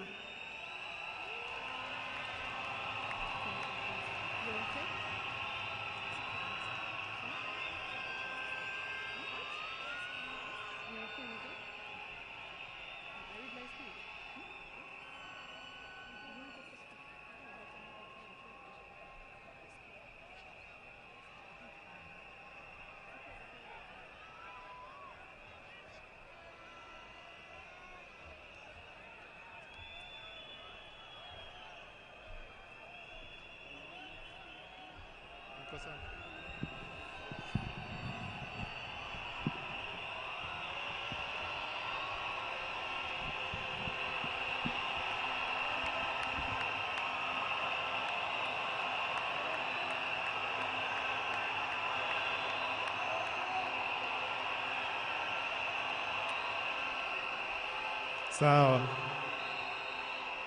Haya. Haya. Okay. Tulia, wacha nisome. A tribute from Raila Junior Odinga. My beloved mom, my sister Rosie and Winnie, my extended family, excellencies, distinguished guests, my fellow Kenyans. Since I learned of my dad's demise, I have organized over how to best mourn him. My father was many things to me, to many people, but to my siblings and I, he was simply Dad. Dad embodied resilience, courage, and unwavering commitment to the ideals of freedom and justice. He always stood for what he believed was right, sometimes at great family cost and personal cost as well. He was my hero.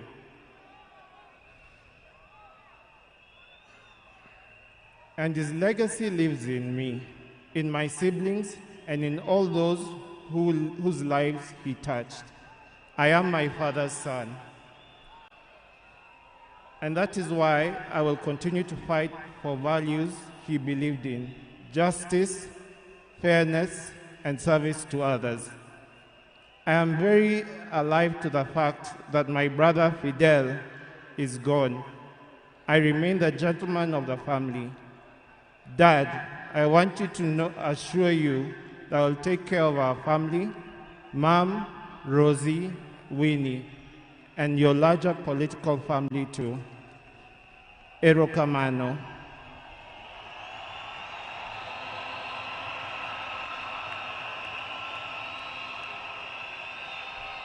Aya, hii sehemu, the refrain is Asante Baba. Nikinua fly risk, mnasema Asante Baba. Tujaribu mara ya kwanza. Asante Baba. Thank you for the gift of life. Thank you for giving me your name and for never heaping the weight of it on me. Asante Baba. Thank you for the beautiful childhood that through the challenging times.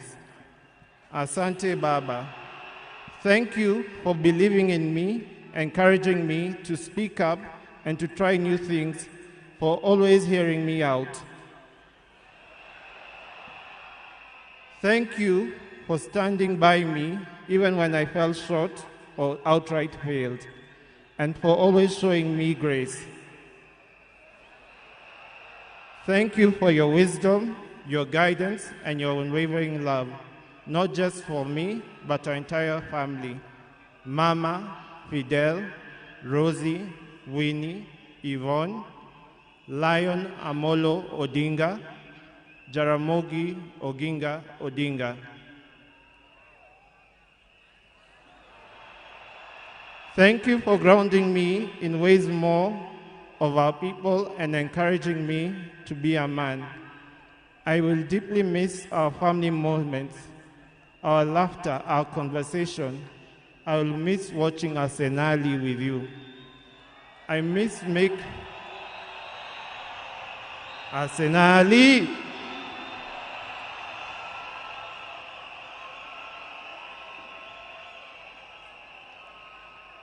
Aya, wacha nimalize. I thank God for you and for everything you have meant to me. You have run your race with honor, and may grace now lead you home. May the ancestors receive you and rest well. Nindikwe, Baba, Aheri, Asante Baba, Asante Baba, Asante Baba, Joey, Joey, Joey.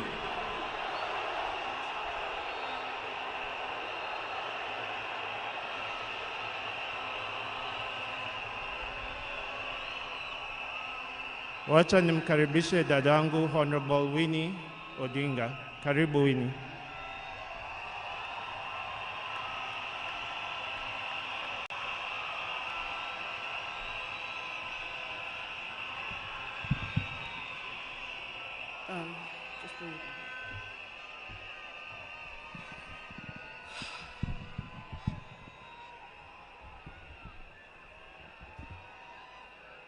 Hey.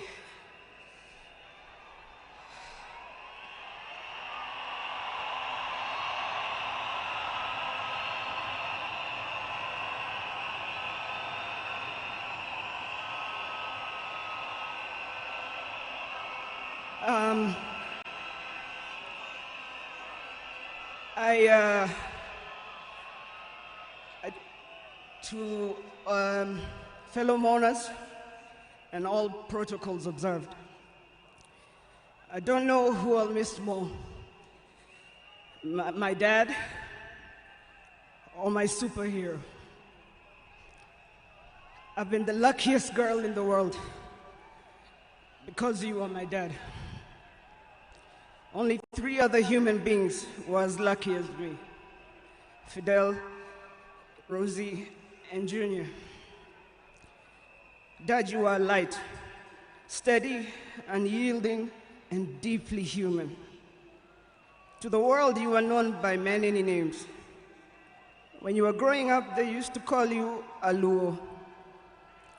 And then when you started work, they started calling you Jaramogi's son. And at some point, they started to call you Tinga.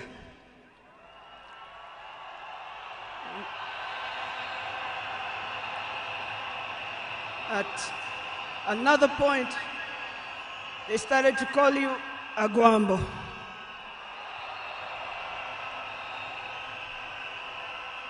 Briefly there, they called you Nyundo. They called you Jacom. They called you Baba Fidel. But in the end, they called you Baba.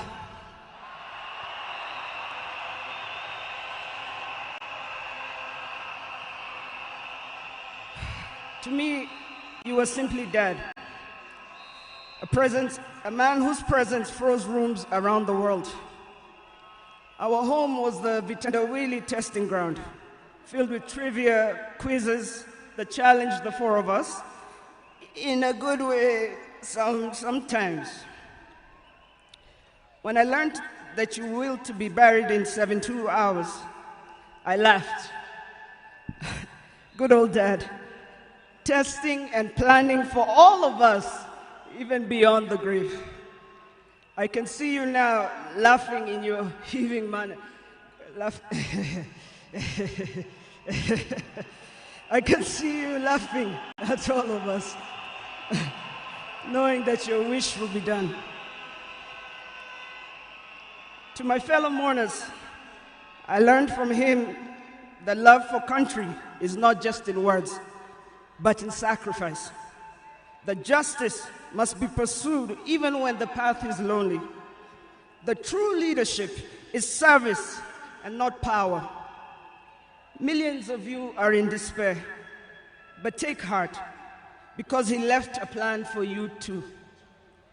He led all of us, he taught us, he carried us. We know what he expects from us, and we shall rise together in his honor. I watched him at his best. I watched him fall and rise again, each time with grace, forgiveness, and hope. At home, he was gentle and humorous. He loved storytelling, music. I think you know the favorite song. Down the bay, the mountain top, where the sun shines on a mountain top. I took a trip on a sailing ship, and when I reached India, I made a stop. But I'm sad to say I'm on my way. Won't be back for many a day. My heart is down, my world is turning around. I had to leave a little girl in Bondo town.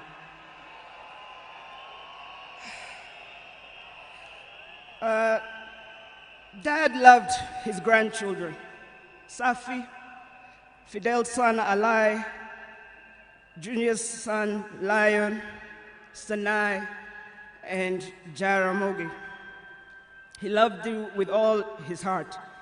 Even in the busiest moments of national duty, he would send me to check on all of you. I now know it was to remind us to stay grounded, for me to teach you how to dream boldly, and to always stand firm for what is right. Today, as we celebrate his life, I choose to remember not only the leader the world knew, but the father I loved with every fiber of my being. The biggest part of me died on the 15th of October, 2025. But the spirit of the lion roars on forever. Fellow mourners, I was with him in India when he took his last breath. He died in my arms. But he did not die like people have been saying on social media. Every day he was waking up and walking. And every day he would do 1 round. The next day he would push 2 rounds. That morning he pushed to 5 rounds. He died strong, when with dignity and with pride. And you must be proud of that. You all must also walk with your heads held high and walk strong and proud that he left as a gentleman.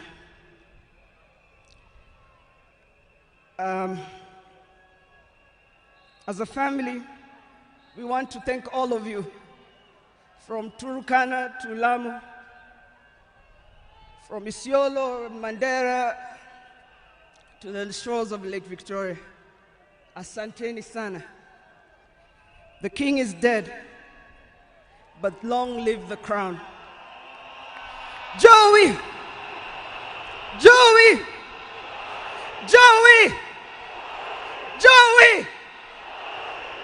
Rest in peace, Dad. Asante.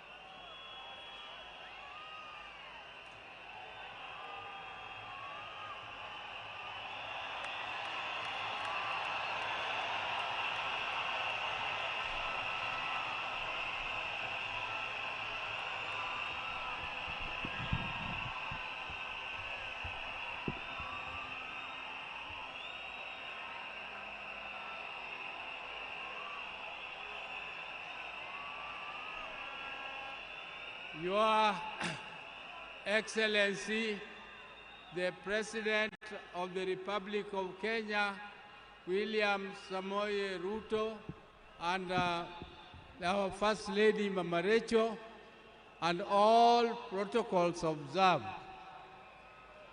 I have a very heavy heart to say farewell to my dear brother. Raila was more than a brother to me. He was my friend, he was my age mate, he was my advisor, and he was my confidant, and he was everything, including business partnership. We grew up together more or less as twins, because the difference between me and my brother is only 1 year and 2 months. And unfortunately, my brother passed on my birthday, which is 15th October 1943. When we were growing together with my brother, we were in Bondo in Sakwa, though we were born in Maseno. But during that time, we were only 3 boys. And our mother was a disciplinarian more than our father. But my brother Raila knew how to cook. Our mother told us that you, my boys, you are also my girls. You must learn to fetch firewood. You must learn to cook. You must learn to prepare everything, including washing clothes and ironing and so on. Raila was best at all those things. The other thing Raila was best at was in class. Me, I was average. I could be number 5, number 4, number 3 sometimes if I did well. But Raila was always number 1. He was always number 1 in class. And I also want to tell you that Raila was a sportsman. He was a sportsman. He used to do what we were calling triple jump. He used to play football, and he used to do pole vault. But I was better than him in jumping and in pole vault. I want to tell you that my brother loved justice from the beginning. He loved to hear news. And one day he was late in school, and when the teacher asked him what he was doing, he said he was still listening to the radio. He wanted to hear news. And he was only at standard 3, standard 4. So Raila was a no-nonsense man. He entertained no mediocrity. Raila did not want mediocrity.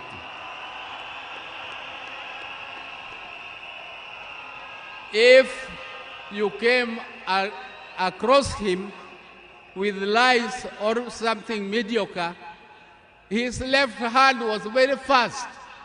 He could give you something to teach you a lesson that you must always be truthful. He protected me and my brother, the later Gola, because he was more brave in confronting anybody who attacked us. Ladies and gentlemen, I can tell you the story of Raila the whole day, but that is not my intention today. My intention is to tell you that even though my brother was almost the same age as me, but younger than me, I can tell you that I respected him as my leader in the political arena.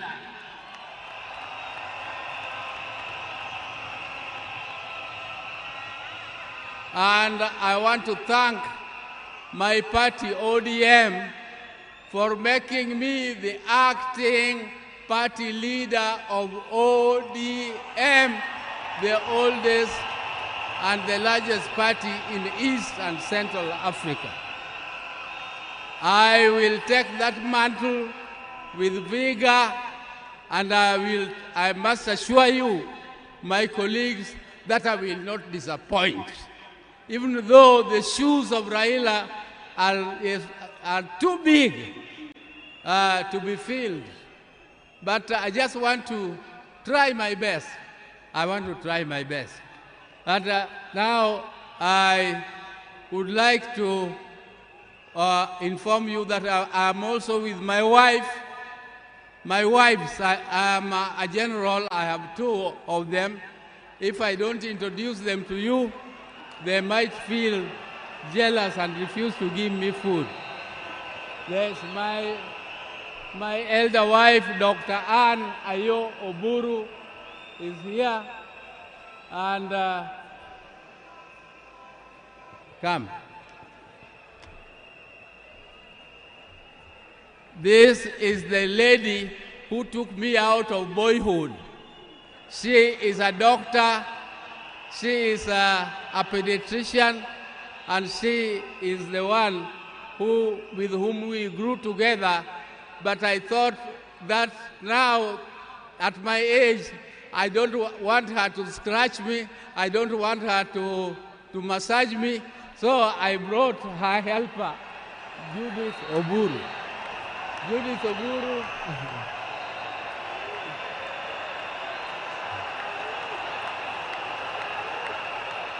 Judith Oburu here works with NSSF, and she is also an accountant by profession. So thank you very much. Your Excellencies, we have come here. Tomorrow we are moving home, and we shall talk to you again when you come to Bondo. And I thank you all for listening to me and giving me this opportunity to listen to you. But please, keep the spirit of Raila burning. We are going to keep the spirit of Raila burning. You can see Raila has siblings. You can see Junior has spoken here very well. You can see Winnie is there burning. You can see Rosemary is there burning. And you can see their mother, Ida, is here. Ida, please keep the family together and make sure that the fire of Raila keeps burning forever and forever more. Thank you for listening to me. Oh, let me leave on. Asante, my brother, rest in peace. My brother, rest in peace. Greet for us, my dad, Jaramogi Oginga Odinga. Greet for us, our mama. Greet for us, our mama, our mother, Mama Mary Oginga. Greet for us, our father, Jaramogi Oginga Odinga. Greet for us, all our brothers, Agola, Osewe, and Odima, who left before us. And greet for us, all of them. And I'm sure God the Almighty is going to welcome you with his hands there, because you were magnanimous, you loved God, and you loved people. That is what God also expected of you, and you have done your best. Rest, my brother. Rest in peace. Rest in peace, my brother. Thank you.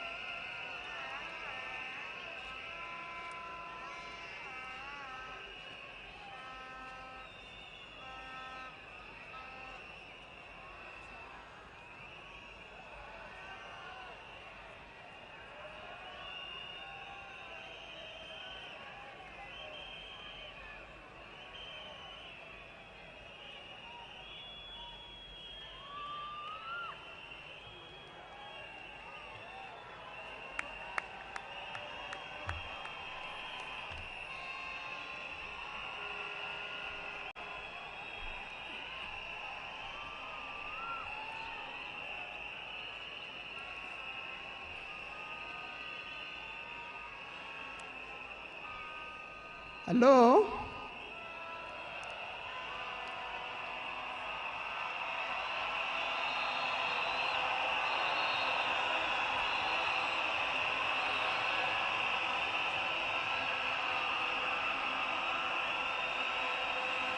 Thank you. Thank you. Thank you. To His Excellency, the President of the Republic of Kenya, His Excellency William Samoei Ruto, and Her Excellency Lady Rachel Ruto, the former President, President Uhuru Kenyatta,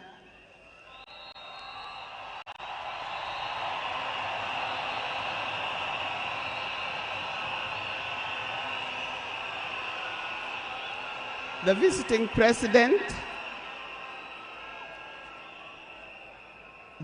President, past and present, the Deputy Presidents, all distinguished guests, ladies and gentlemen, and watu wetu wa Kenya kwa jumla, hamjambo. Today is a very unique day. It is not every day that I would be standing here to say something to the nation and to the world about my dear husband, Raila Amolo Odinga.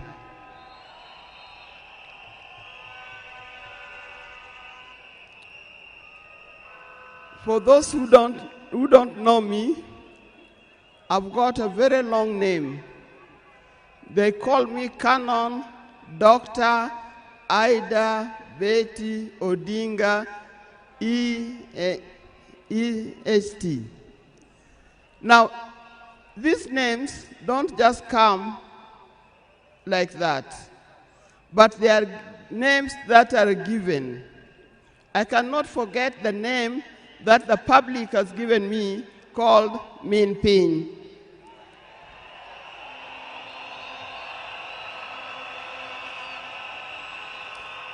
That name is a very heavy name because it is a name that puts a lot of responsibility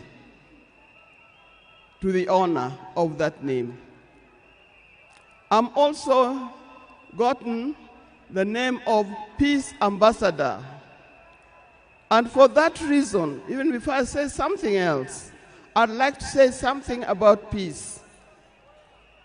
One thing that I know that Raila stood for, and he keep on repeating, is that we need peace in our nation, we need peace in our homes.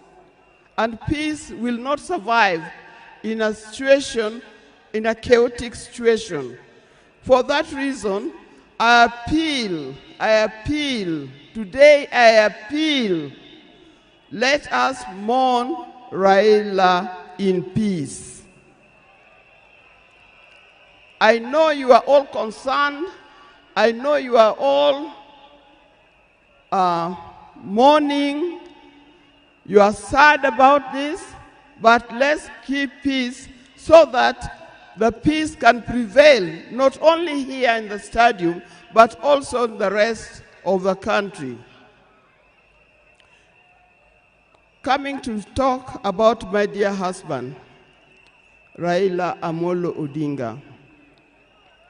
I first met Raila way back in the early 70s, and we got married in 1973. For that reason, I've lived with this man for 52 years. Many of the people that I see or who are in this stadium could have easily be our children. No wonder you call him Baba. That name did not come from nowhere, but came from the experience and the life that he has lived with and relationship that he has had with some of these people. During our union, we were blessed by 4 children. First, we had the first child was called Fidel Castro Odhiambo Odinga. When Fidel was born, I was a bit hesitant the way he gives the name. I said, why do you call him Fidel? Then he said he was a great admirer of Fidel Castro, and therefore he named his first child Fidel Castro Odinga. Later, we had the second child, Rosemary, and here again, Rose is the name of my mother, and Mary is the name of his mother. We combined the 2 names together, and we call the child Rosemary. It also has a meaning to us. When it came to the third one, and he named after his best friend and his cousin called Raila Kembo, with whom they shared the name. So we ended up with Raila Oginga Odinga. Last, there was a big gap, and I'll explain to you. Last came the fourth child. The fourth child, when I went to the hospital, and you know those mothers, or well, you know, you end up somewhere in labor ward. And I was watching the television. And on the television, that's the time when Nelson Mandela had come out of prison. It was he's been there for 27 years. Raila also had been in prison, but that's not why we named her Winnie. And I was watching the television, I could see Nelson Mandela and Winnie Mandela holding hands as Mandela walked out of the gates of the prison. By then, I didn't know what kind of child I was going to get. But then I said, if it's a boy, we'll name him Wilson Mandela. But if it's a girl, will be Winnie Mandela. And therefore, Winnie Mandela arrived. And that's the fourth child. I see when you look at this naming of the children, I know these days you can name your child anything that you want, but I'll appeal to those who are still having babies. Give your child a meaningful name, because you name them people you never saw, you never heard of, simply because it saw the name written somewhere. There's nothing wrong with giving our children the names of the people who in our lives we think are the heroes. Our life was not smooth life. Just like any other family, there's been ups and downs. But as we continue living together, we've learned how to cope, because we all have weaknesses and strengths. We learned to talk straight to one another.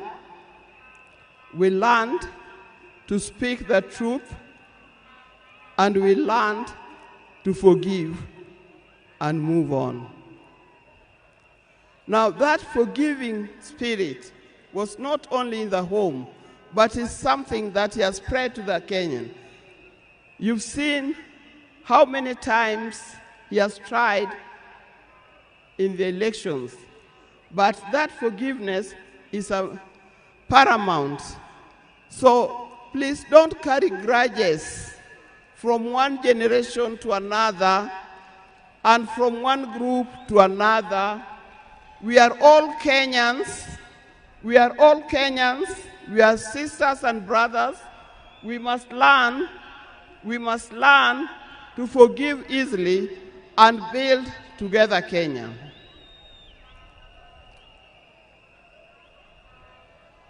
Towards the end, I'll not say everything. I would like to say everything, but time would not allow. And a span of 52 years is not a short time. I hope that when I get another opportunity on Sunday, I'll be able to say more. But one thing that he kept on repeating to me is that we must urge Kenyans, we must urge Kenyans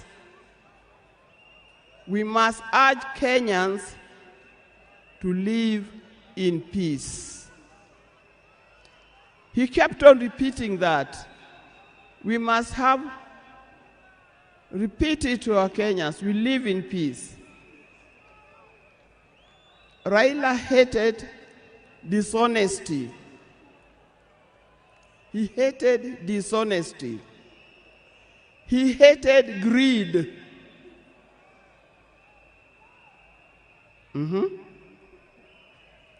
The greed that have affected the main fabric of our society. The greed that leads to stealing from the public coffers. The greed that leads to corruptions.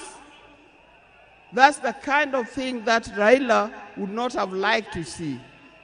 So, you people, you Kenyans, I'll tell you more.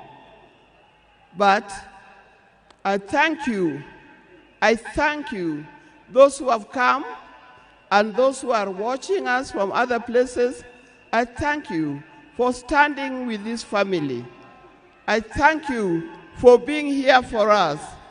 And I thank you for helping us to mourn Raila. May his soul lie in eternal peace. And for the people of Kenya, I wish you well, thank you, and may God bless you. Thank you.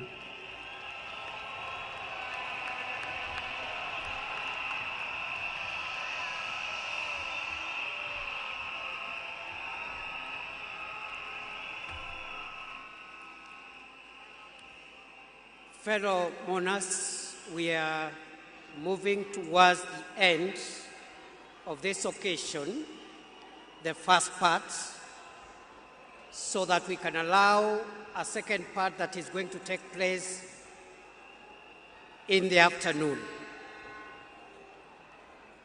On behalf of Senator Dr. Oburu Oginga, who has been the co-chair of the National State Funeral Committee for the late Prime Minister Raila Odinga, I want to thank the people of Kenya and the people of the world for mourning our departed leader with dignity. I would like to just clarify that Senator Oginga has spoken in two capacities. First, as a member of the family, and secondly, as the interim acting party leader of ODM. Your Excellency, fellow mourners, we recognize there's so many mourners who have come to mourn today, and we respect all of them and thank them for making time. Allow me, Your Excellency, to do two things, and then we will conclude. The first is to acknowledge that the leader that we have lost in our country was not just a leader in Kenya. He was a regional leader, he was a continental leader, and he was a global leader. And that is why you see the kind of dignitaries that are present here, whom we recognize for their presence. But we have also received formal condolences from global leaders from around the world. Allow me, mourners, to acknowledge those condolences from heads of state and government of foreign nations. We have the condolences of the President of Tanzania, Samia Suluhu Hassan, who has sent formal condolences and has sent her Vice President, who is present, the Foreign Minister of Tanzania, who is present, but we acknowledge the formal condolences from President Samia Suluhu Hassan from Tanzania. The Tanzanian delegation is also joined by the fourth President of Tanzania, the Honorable Jakaya Kikwete. We also have condolences from President Yoweri Kaguta Museveni, the President of Uganda. We have the condolences of President Paul Kagame of Rwanda. And President Kagame in addition to the condolences, has sent the Interior Minister of Rwanda, who is present here, to represent President Kagame. The President of Somalia, President of the Federal Republic of Somalia, I think has arrived after we had received his condolences, and maybe the President will acknowledge him. The Prime Minister of Ethiopia also sent his condolences. The President of Djibouti, Ismail Omar Gele, has also sent his condolences. The President of the Republic of Zambia, His Excellency Hakainde Hichilema, has also sent his condolences. The President of the Federal Republic of Nigeria, His Excellency Bola Ahmed Tinubu. The President of the Republic of Ghana, His Excellency John Mahama. The President of the Republic of Burundi, His Excellency Evariste Ndayishimiye. The President of the Republic of Sierra Leone, His Excellency Julius Maada Wonie Bio. The President of the Republic of Zimbabwe, His Excellency Emerson Mnangagwa. The President of the Republic of the Gambia, President Adama Barrow. The President of the Republic of South Africa, His Excellency Matamela Cyril Ramaphosa. The Prime Minister of India, His Excellency Narendra Modi. The President of the Democratic Republic of Congo, His Excellency Felix Tshisekedi. We also are in receipt of the formal condolences of the following global leaders whom I want to mention and acknowledge. The Secretary General of the United Nations, His Excellency Antonio Guterres. The Chairperson of the African Union Commission, His Excellency Mahmoud Ali Yusuf. The Head of the European Union Delegation to Kenya. We also have the condolences of the Under-Secretary General and the Executive Secretary of the United Nations Economic Commission for Africa, the Director General of the World Health Organization, Tedros Ghebreyesus,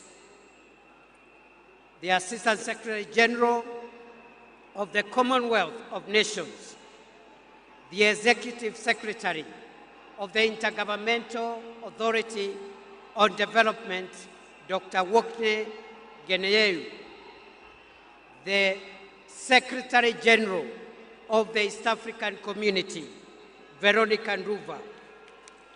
And finally, I want to acknowledge also the condolences that we have received from the following.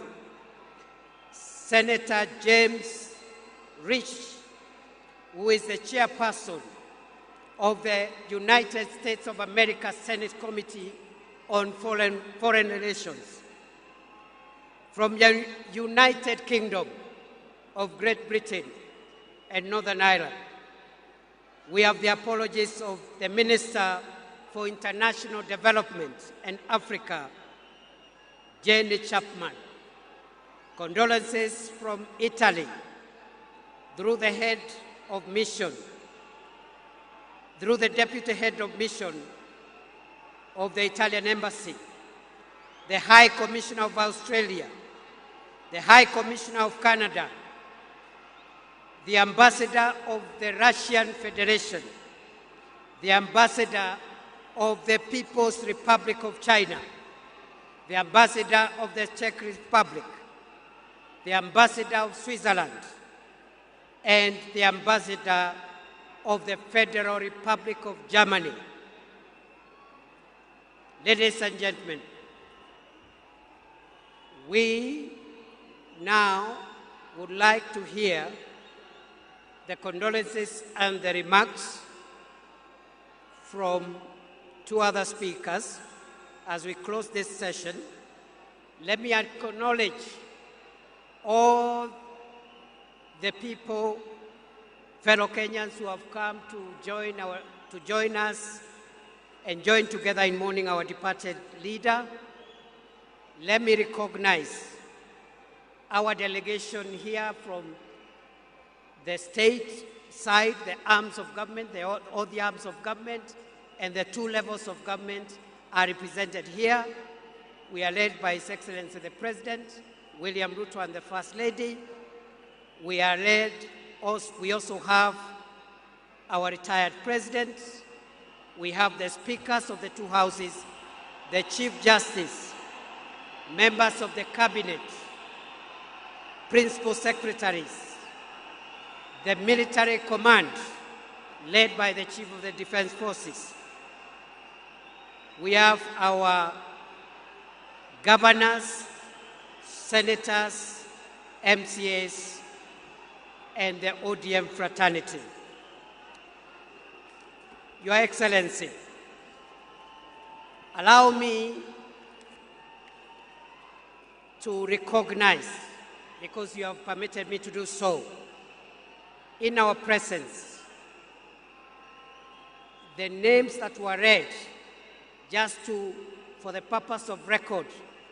The President of the Federal Republic of Somalia is here, His Excellency Sheikh Mohamud. The President of the Federal Republic of Ethiopia is here, His Excellency Taye Salessi.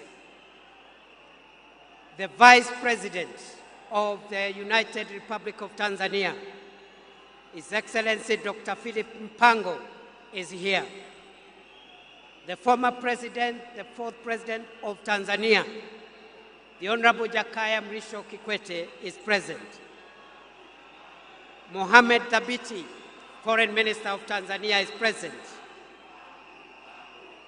Rebecca Jadeng, Her Excellency Rebecca Nyandeng, Vice President of South Sudan, is present. And the Honorable Vincent Biruti, Interior Minister of Rwanda, who is representing President Kagame, is present. With those many remarks, allow me, fellow mourners, to request our former President, the fourth President of Kenya, Uhuru Muigai Kenyatta, to come and greet us and say pole. Mr. President.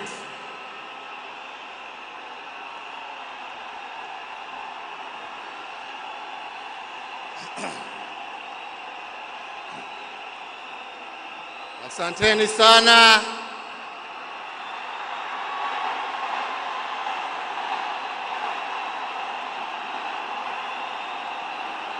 Asanteni sana.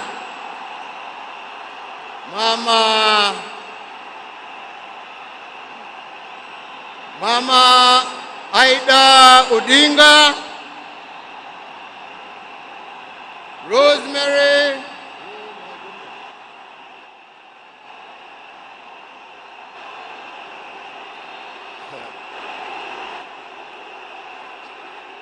Asante sana, nimeshukuru. Thank you.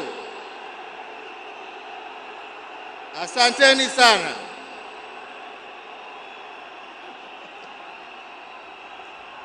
Asanteni.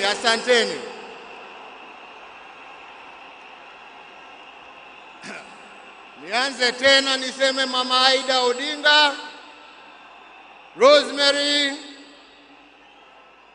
Junior, Winnie na familia yote ya mwenda zetu, rafiki wetu, Mheshimiwa Raila Amolo Odinga.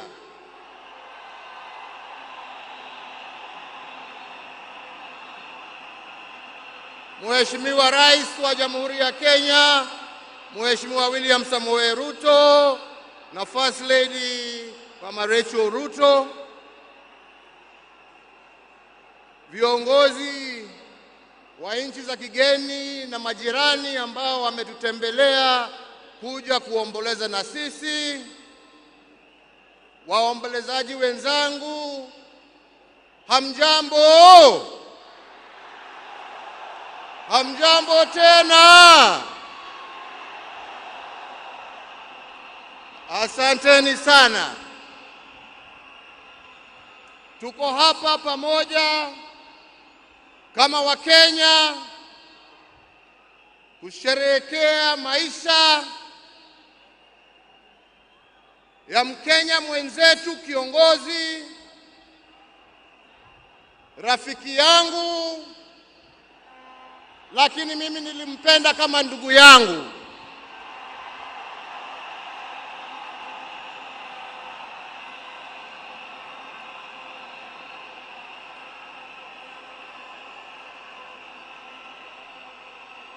Mheshimiwa Raila Amolo Odinga,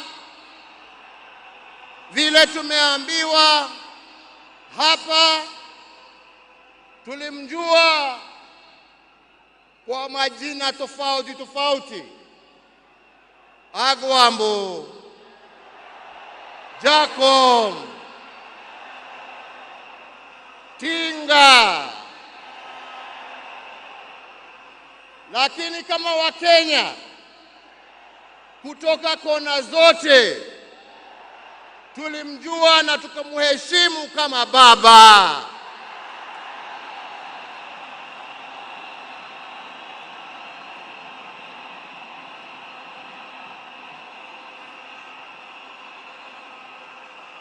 Na tulimuita baba kwa sababu Mheshimiwa Raila Amolo Odinga alipenda nchi yake Kenya kuliko kitu kingine chochote.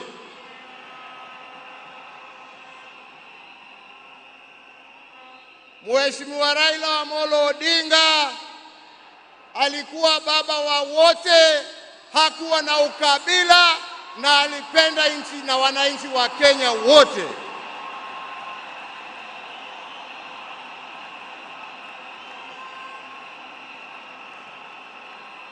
Na testimony hiyo yaoneshwa na marafiki tofauti tofauti ambao ukienda kumtembelea kwake nyumbani ulikuwa unawakuta huko. Marafiki kutoka kila kona ya taifa letu la Kenya. Raila alikupenda kwa sababu ya maono yako, alikupenda kwa sababu ya fikira zako, alikupenda kwa sababu ya vitendo yako, lakini sio kwa sababu ya rangi yako ama kabila lako.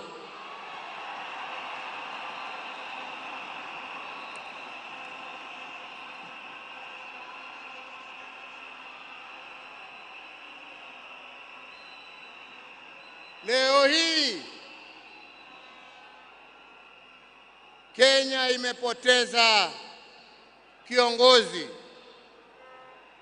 kiongozi ambaye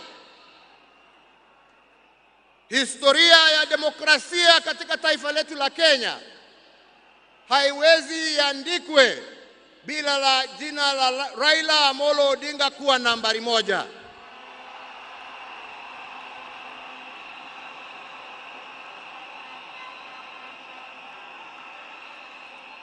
Historia ya Kenya ya kutetea haki za kibinadamu na haki za wananchi wote haiwezi iandikwe bila ya jina ya Raila Amolo Odinga kuwa nambari moja.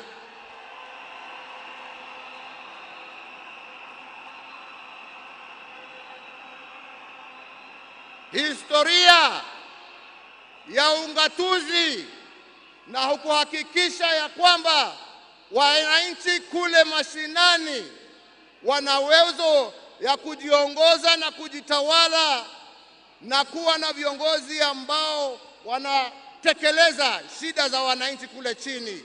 Haiwezi iandikwe bila ya jina ya Raila Amolo Odinga kuwa nambari 1.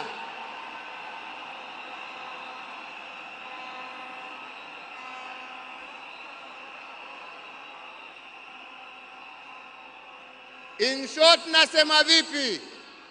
Nasema hivi, Raila ametuacha kimwili, lakini ndani za roho yetu, ndani ya spirit ya Kenya, ataendelea kuishi miaka na miaka tukisonga mbele.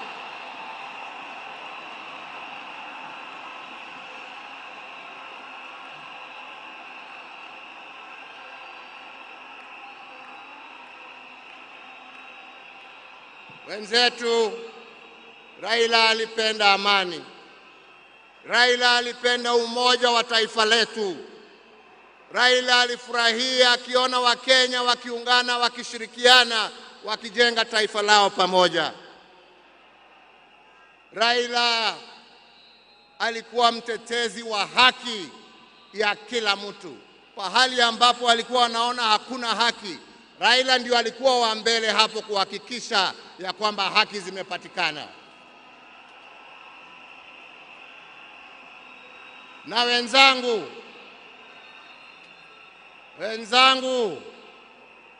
nawaambia hivi,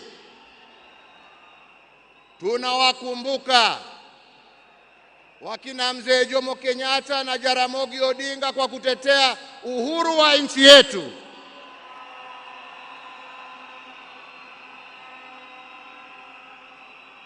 Na kila mara tukiimba wimbo wa taifa, tunasema tunatalinda uhuru wetu na damu yetu na jasho yetu. Leo hii tukiwa tunaaga baba yetu Raila Amolo Odinga, nataka pia tujiape ya kwamba hatutakubali kama Wakenya haki za kibinadamu, demokrasia na mambo yale yote ambayo Raila alitetea, hatutakubali yarudi nyuma.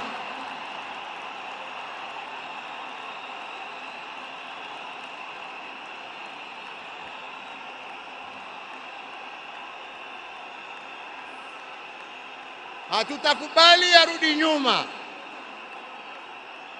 Tutasonga mbele tukizingatia hizo haki kwa sisi ambao tumebaki na wale ambao hawajazaliwa. Hivyo ndivyo ndugu yetu angependa kuona, na hiyo ndio njia ya kuona legacy yake kama kiongozi wa taifa letu. Wenzetu, sio siku ya mambo mingi. Nimekuja kuomboleza rafiki na ndugu, lakini siwezi nimalizie nisiposema ya kwamba hata kama leo tuna huzuni na tunaomboleza,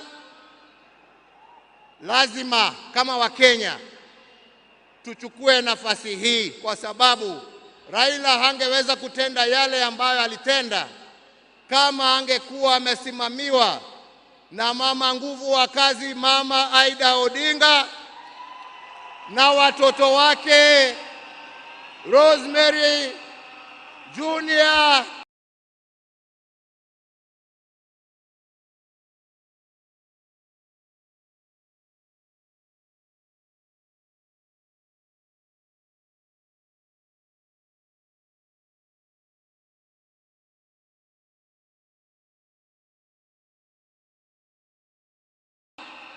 Winnie.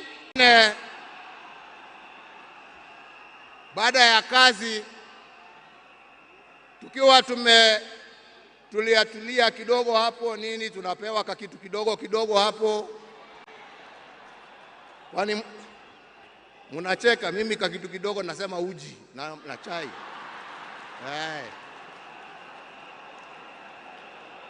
Lakini wakati tulikuwa tunapiga gumzo, saa ingine tulikuwa tunajiuliza, unajua jamani, wale wazee ambao wameenda, wakina Jaramogi, wakina Jomo, wakina Nkrumah, wakina Mwalimu Nyerere, jameni, unafikirianga wakiketi wanaongeanga mambo gani? Mimi nilikuwa nasema unajua wanaongea siasa kama sisi, wanatuangalia tu na mambo hii yetu ya upuzi hapa, wanatuchekelea. Anasema lakini unajua I'm very keen kujua. Sasa ndugu yangu, umeenda mbele yangu, sasa tayari najua mnajiongeleshana huko, na sio ati niko na haraka ya kuja kuwafikia, lakini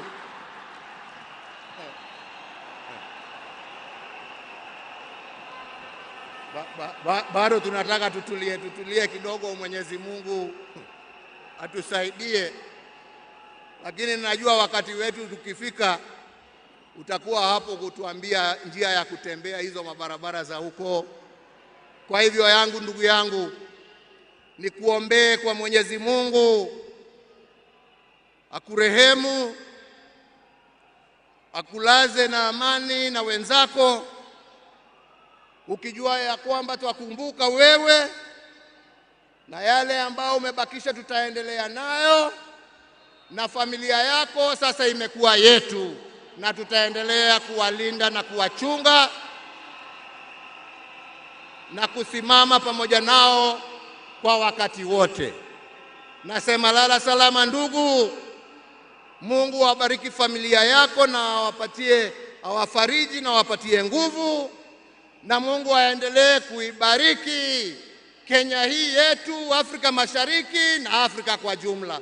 Asanteni sana, Mungu awabariki.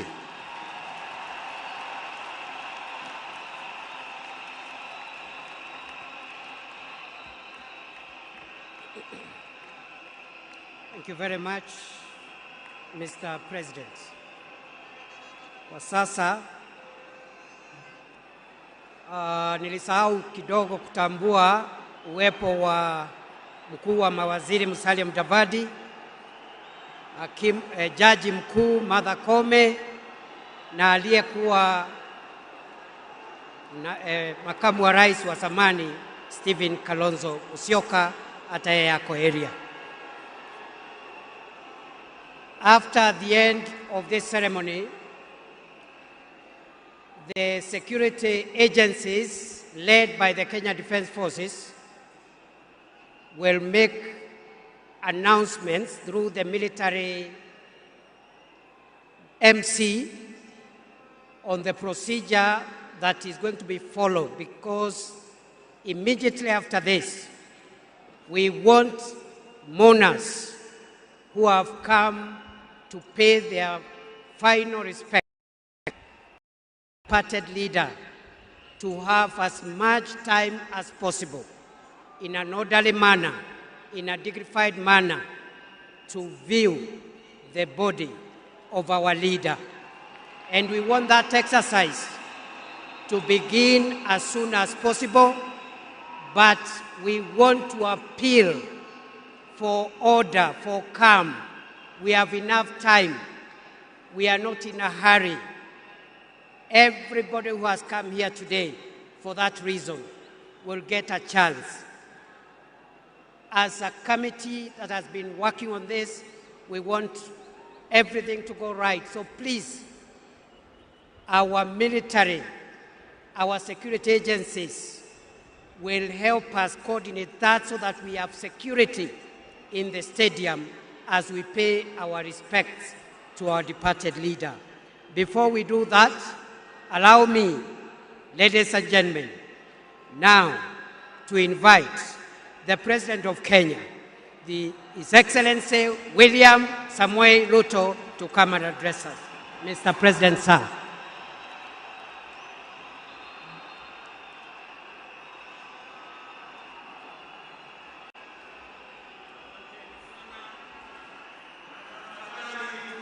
mmeketi chini. Fellow citizens, friends of Kenya from across the world, distinguished guests, ladies and gentlemen, every once in a generation, there comes a leader whose impact transcends their moment, whose courage inspires change, and whose vision shapes destinies. My brother, Raila Amolo Odinga, was one such leader. Across space and time, there are few exceptional persons who, when summoned by the call of history, rise to meet the challenges and opportunities of their time with indomitable vigor, with absolute conviction, and with unwavering valor.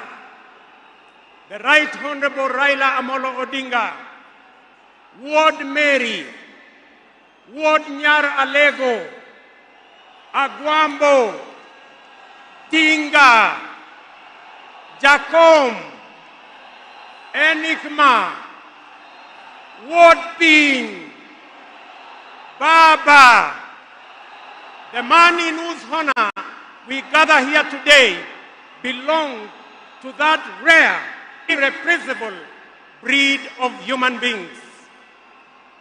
My dear brother Raila Amolo Odinga, as we bid you farewell, we do so with the deepest gratitude as a nation and as a people. We grieve your loss. We celebrate your 80 years of presence and also salute you for the great statesman and patriot that you were. To Mama Ida and your children, Rosemary, Raila Jr., and Winnie, as well as the larger Odinga family, led by our elder brother, Senator Dr. Oburu Odinga, please accept the nation's most heartfelt condolences on this immense loss. Kenya stands with you in this moment of sorrow. We share in your inexpressible grief, but we also share in your pride for your husband, your father, your brother, and your kin, who belonged not only to you, but also to us. Thank you for sharing him so generously with us as families and as a nation. Amolo may no longer walk with us, but his spirit lives within every Kenyan and every African. Such was the depth of his influence and impact that even in his absence, his presence endures. Fellow citizens, we gather here today not just to mourn the passing on of Baba, but celebrate his purpose, his vision, and his ideals. He walked among us as a man, but he also charged among us as a movement for change, a movement for justice, and a movement for inclusivity, and a movement for a greater and better Kenya. Allow me, fellow citizens, at this solemn moment, to also speak as an ordinary Kenyan, a father, a brother, and a fellow traveler in the journey of our nation's history. I have come a very long way with Baba. When I stood by him with the other Pentagon members at a defining moment in his and our nation's history, I neither knew that one day we would find ourselves on opposite sides, nor could I have imagined that years later he would stand by me, this time to steady the nation and to help anchor my leadership, culminating in the birth of the broad-based government.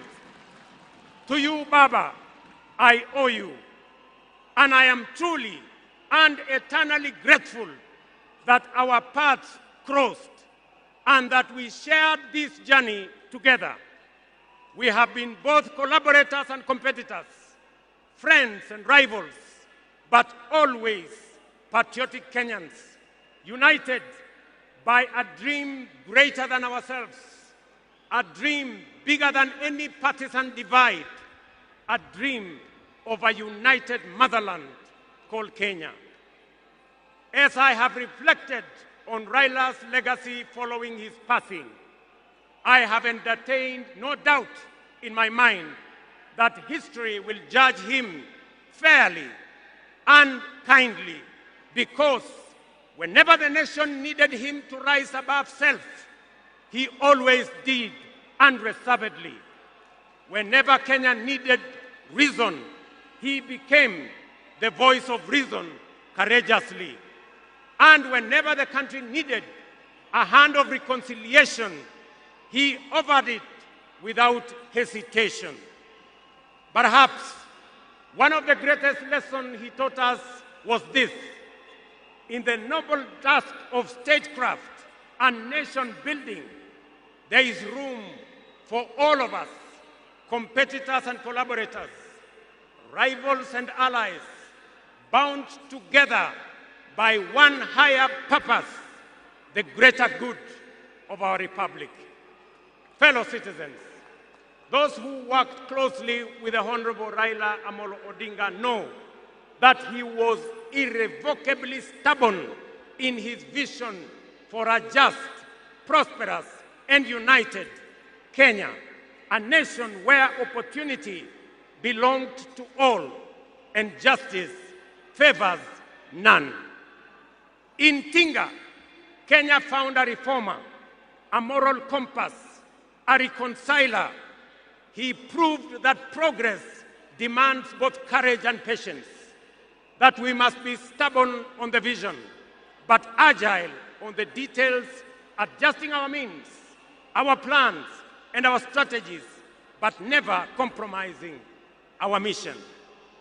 The gentleman we are bidding farewell today gave more to this country than most will ever. He endured years of imprisonment, exile, and political struggle for not the privilege of power, but for the principle of service.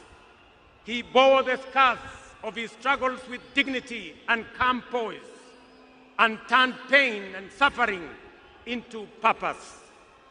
Jacom was also at home in the humblest of homes and at ease on the grandest of global stages. His heart belonged to the people.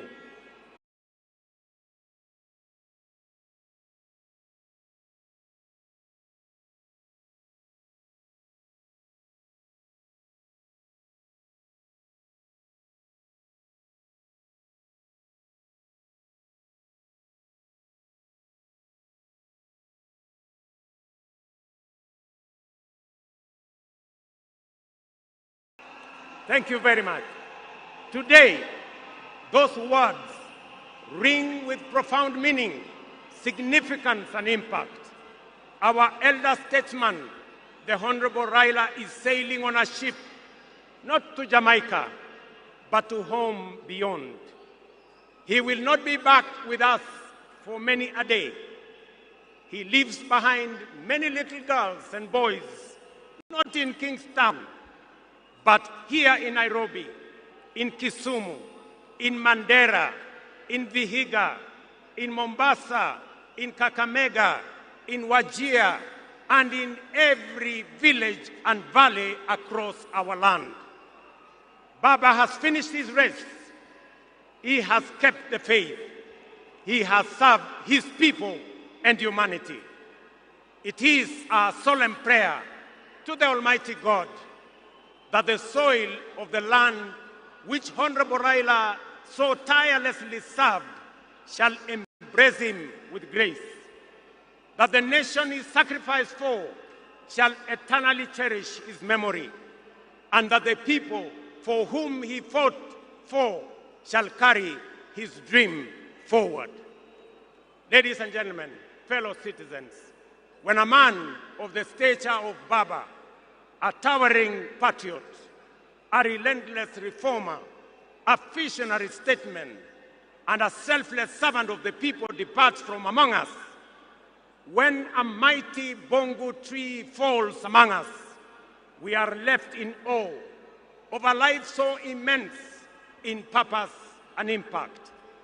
And in that quiet moment of both boundless gratitude and unfathomable grief, we are rightly bound to ask, from where shall another like him rise? Ladies and gentlemen, there was and there can only be one Raila Amolo Odinga, a man of great courage, a man that made sacrifices, and a man who had a big heart to forgive even when he was wrong. May the Almighty God comfort his family, and may the soul of the Right Honorable Raila Amolo Odinga rest in eternal peace. Asanteni sana, na Mungu atubariki sisi zote, and God bless our great nation. Thank you very much, and I want to thank all the dignitaries who have come to condole with us. Asanteni sana, tutawaona mbele katika safari ya kumpumzisha huyu shujaa kiongozi wetu Raila Amolo Odinga. Asanteni.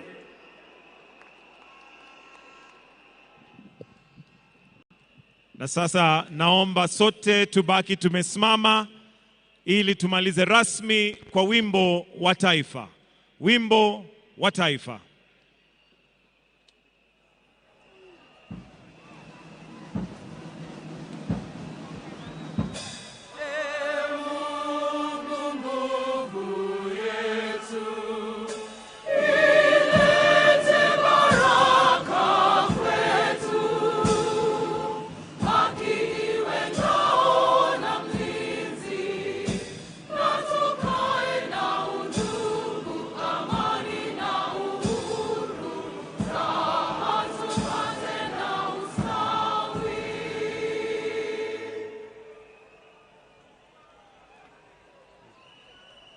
Na kwa sasa naomba tafadhali tuweze kuketi na kutulia ili tuelekezwe vile tutakavyoona mwili. Lakini kwa sasa, for the exit protocol, we'll have His Excellency the President Dr. William Samoei Ruto together with Her Excellency the First Lady to progress and leave,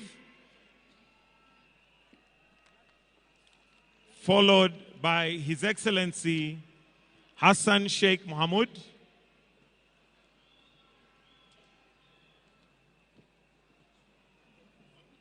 Basi alivyosema mwenzangu ni kwamba wananchi wazalendo tutaweza kupewa fursa ya kutazama mwili wa mwenda zake. Tafadhali tunaomba tuweze kuruhusu familia na itifaki zingine ndiposa tuweze kutazama mwili huu.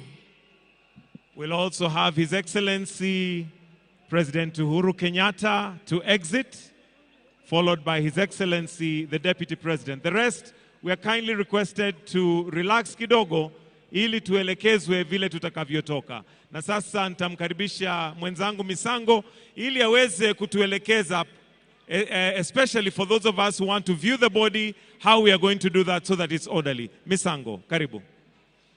Asante sana wenzangu. Basi wenzetu wanapojitayarisha, studio ningeomba utupe ule wimbo wa Otio Talingalinga tunaposubiri maafisa wetu kuweza kujitayarisha tuweze kutazama mwili huu kwa heshima. Shujaa huyu aliyelala aliyekuwa waziri mkuu wa taifa letu la Kenya, Mheshimiwa Raila Amolo Odinga, na wanajeshi wako hapa ange kuwaomba wananchi kwamba tuna muda hadi hata ikifika saa ngapi mtaweza kutazama. Tunaomba tu taratibu wa kutazama mwili huu tafadhali. Basi viongozi wetu wa kidini tutaomba muweze kuongoza familia waweze kuondoka ili sherehe zingine zitakazoongozwa na jeshi letu za kutazama mwili ziweze kuendelea.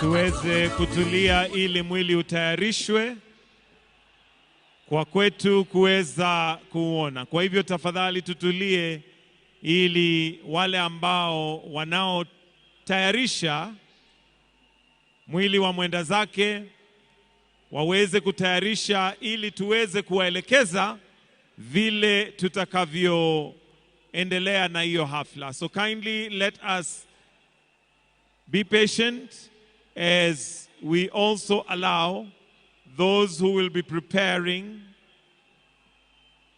for us to view an opportunity to prepare, then we can do that properly. So kindly tuendelee kungoja tu na tuwe na subra. Shukran.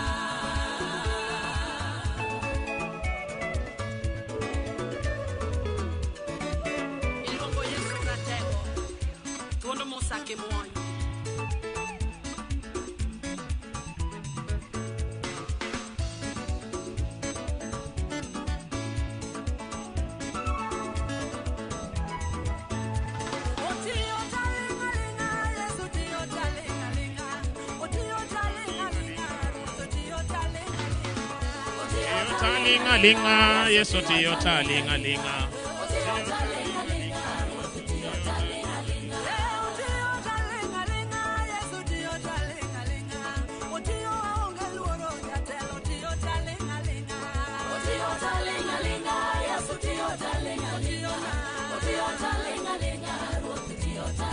linga,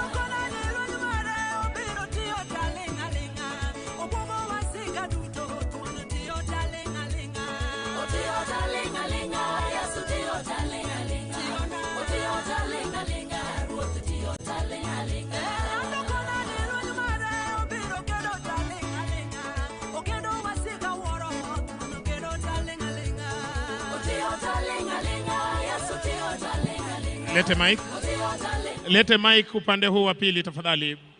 Tuletee microphone. Aya. Walioko hapa mbele kwenda kutazama mwili, tafadhali tunaomba tupige foleni. Tunaomba tupige foleni tafadhali.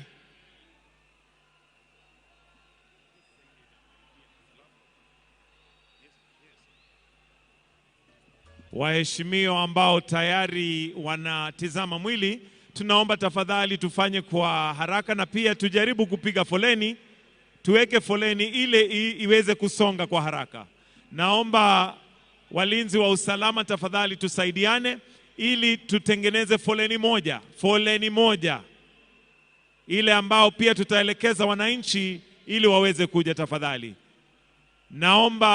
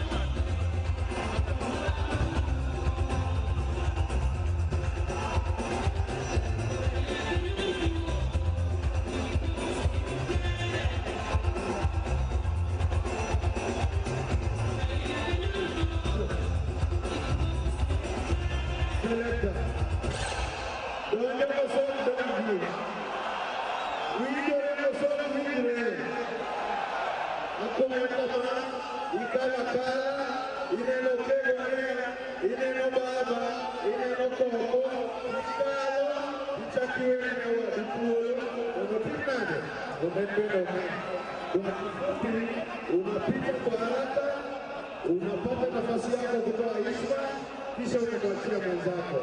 Tafadhali usipige picha kwa simu yako ya rununu. Tuko na wapiga picha rasmi, tuachie kazi hiyo.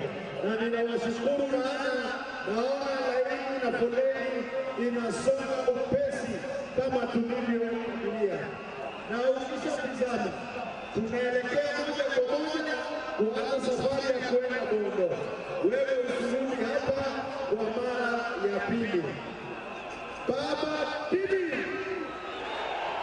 baba bibi, akuamoria, akuamoriana, Spider.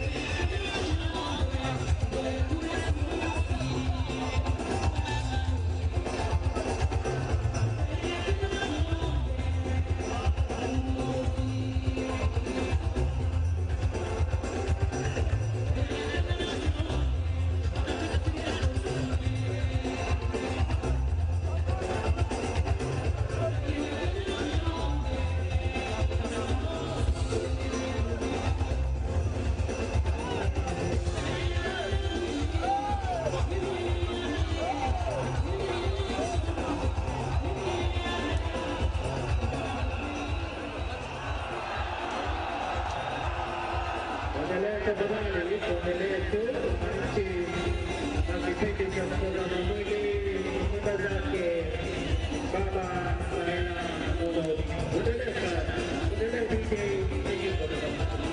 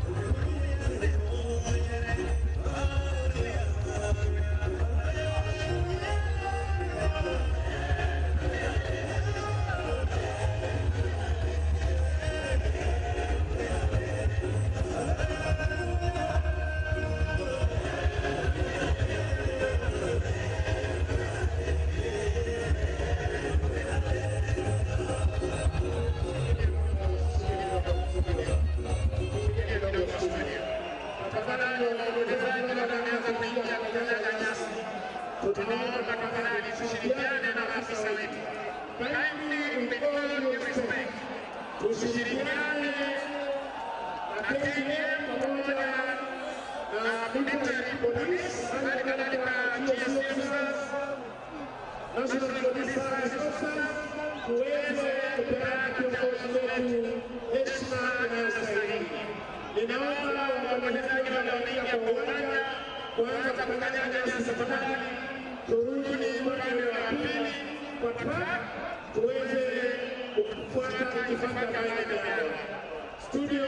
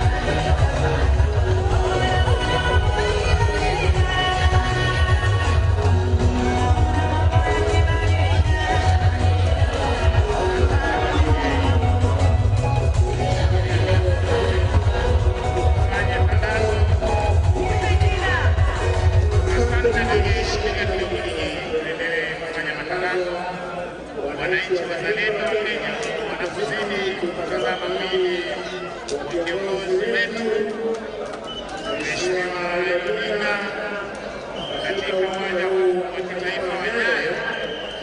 Wananchi wazalendo, tunaomba kwa heshima tufuate itifaki. Let's follow the protocols that have been put in place by our defense forces, National Police Service, pamoja na vijana wa taifa.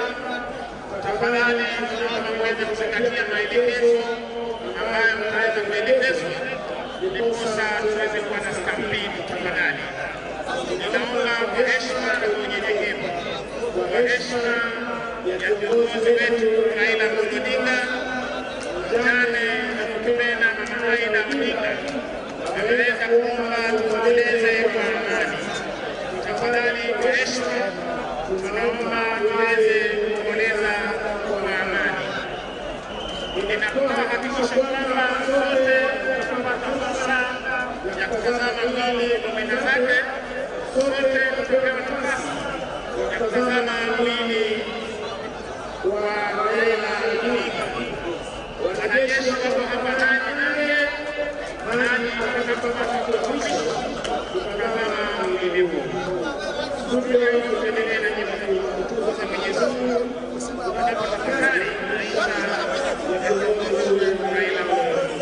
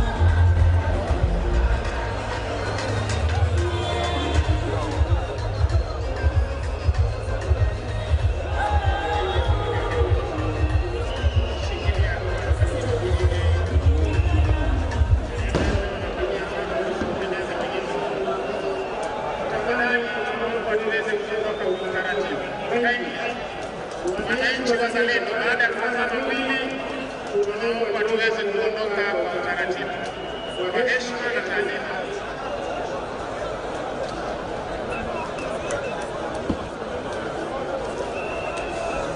Kwa heshima tafadhali.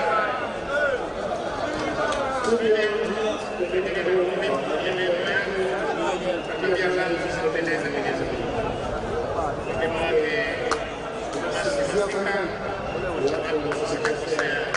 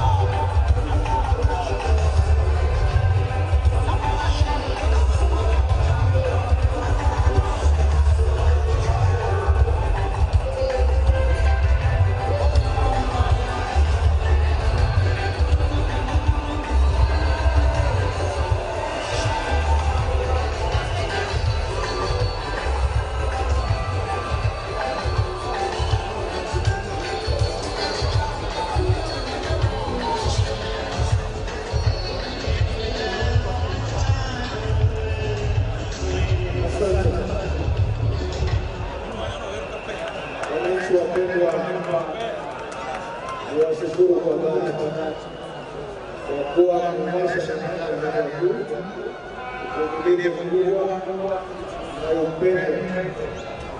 Kwa kweli ninyi mmenipenda kama baba yangu, naye naliwapenda kukukumbusha kuwa huyu baba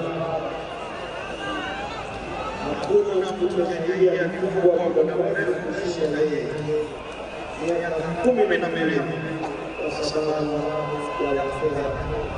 Kwa upendo huo na umoja huo, ukuombe kuondoka hapa jinsi tulivyokuwa jana kana tabia ya Odinga kwa mapokeo tusisitize baba yetu wa amani na sisi wakumbushe wa ndugu zangu. Kwa hivyo mkutano hapa tunaomba unyenyekevu, tuendelee nyumbani na tuendelee kuombea familia ya taifa kwa jumla. Kuna vijana ambao wanakusanyika sehemu za nje na mkusanyiko huo utakuwa marudi. Nikuombe tuanze kuja pamoja. Tunataka urudi na nguvu yako kwa sisi. Wewe mwanashukuru sana. Sana. Upendo unaonyesha kukushangaza kwa sisi. Kuja pamoja kama Kenya bila kuangalia kabila na tabaka.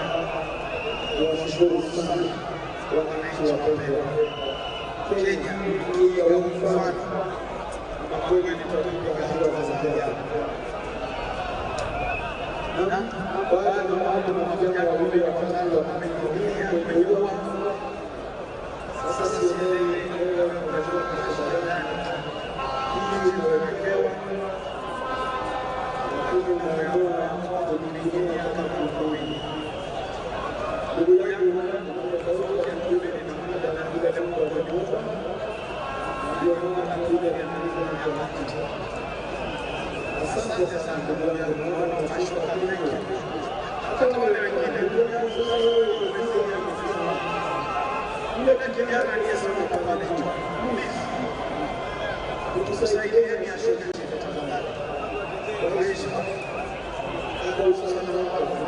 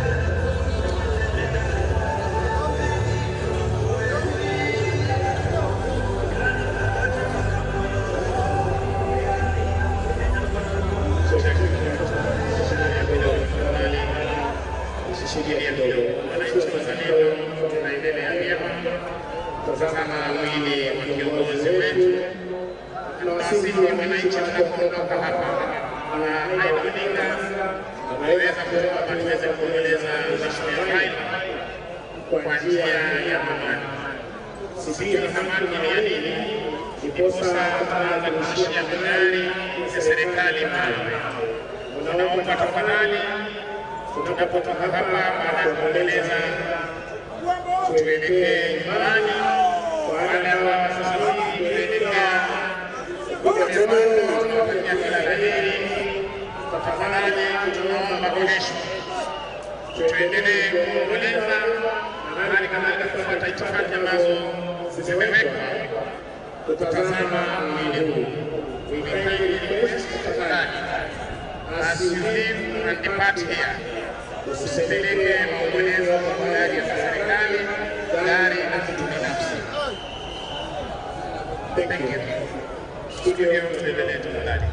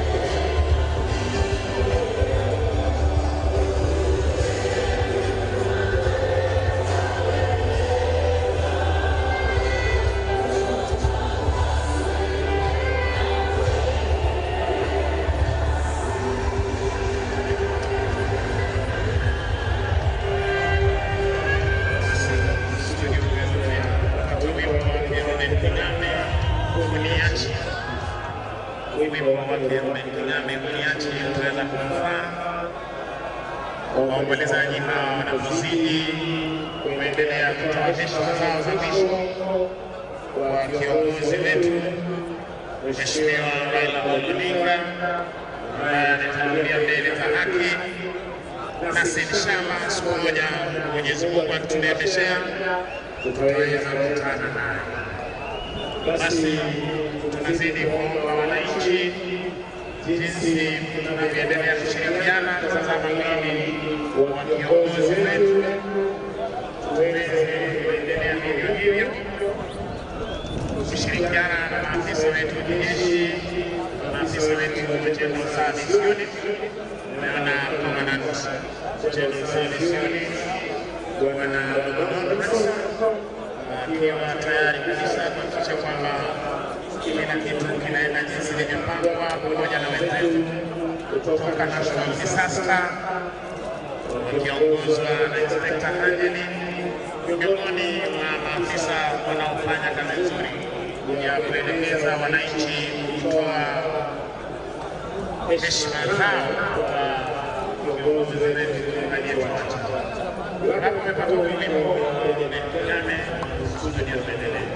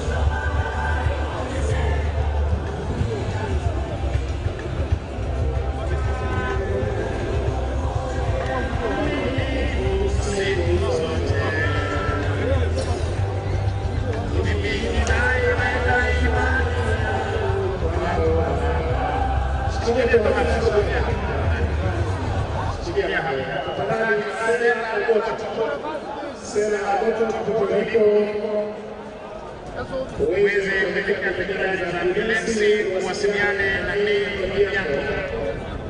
Tunakuomba kuonyesha sera Agoto popote ulipo, elekea upande ule mahali wananchi wanatoka, wakiweza kuja kutazama mlio wa meza zake, wasiliane na Mary Aliango, Mama Mary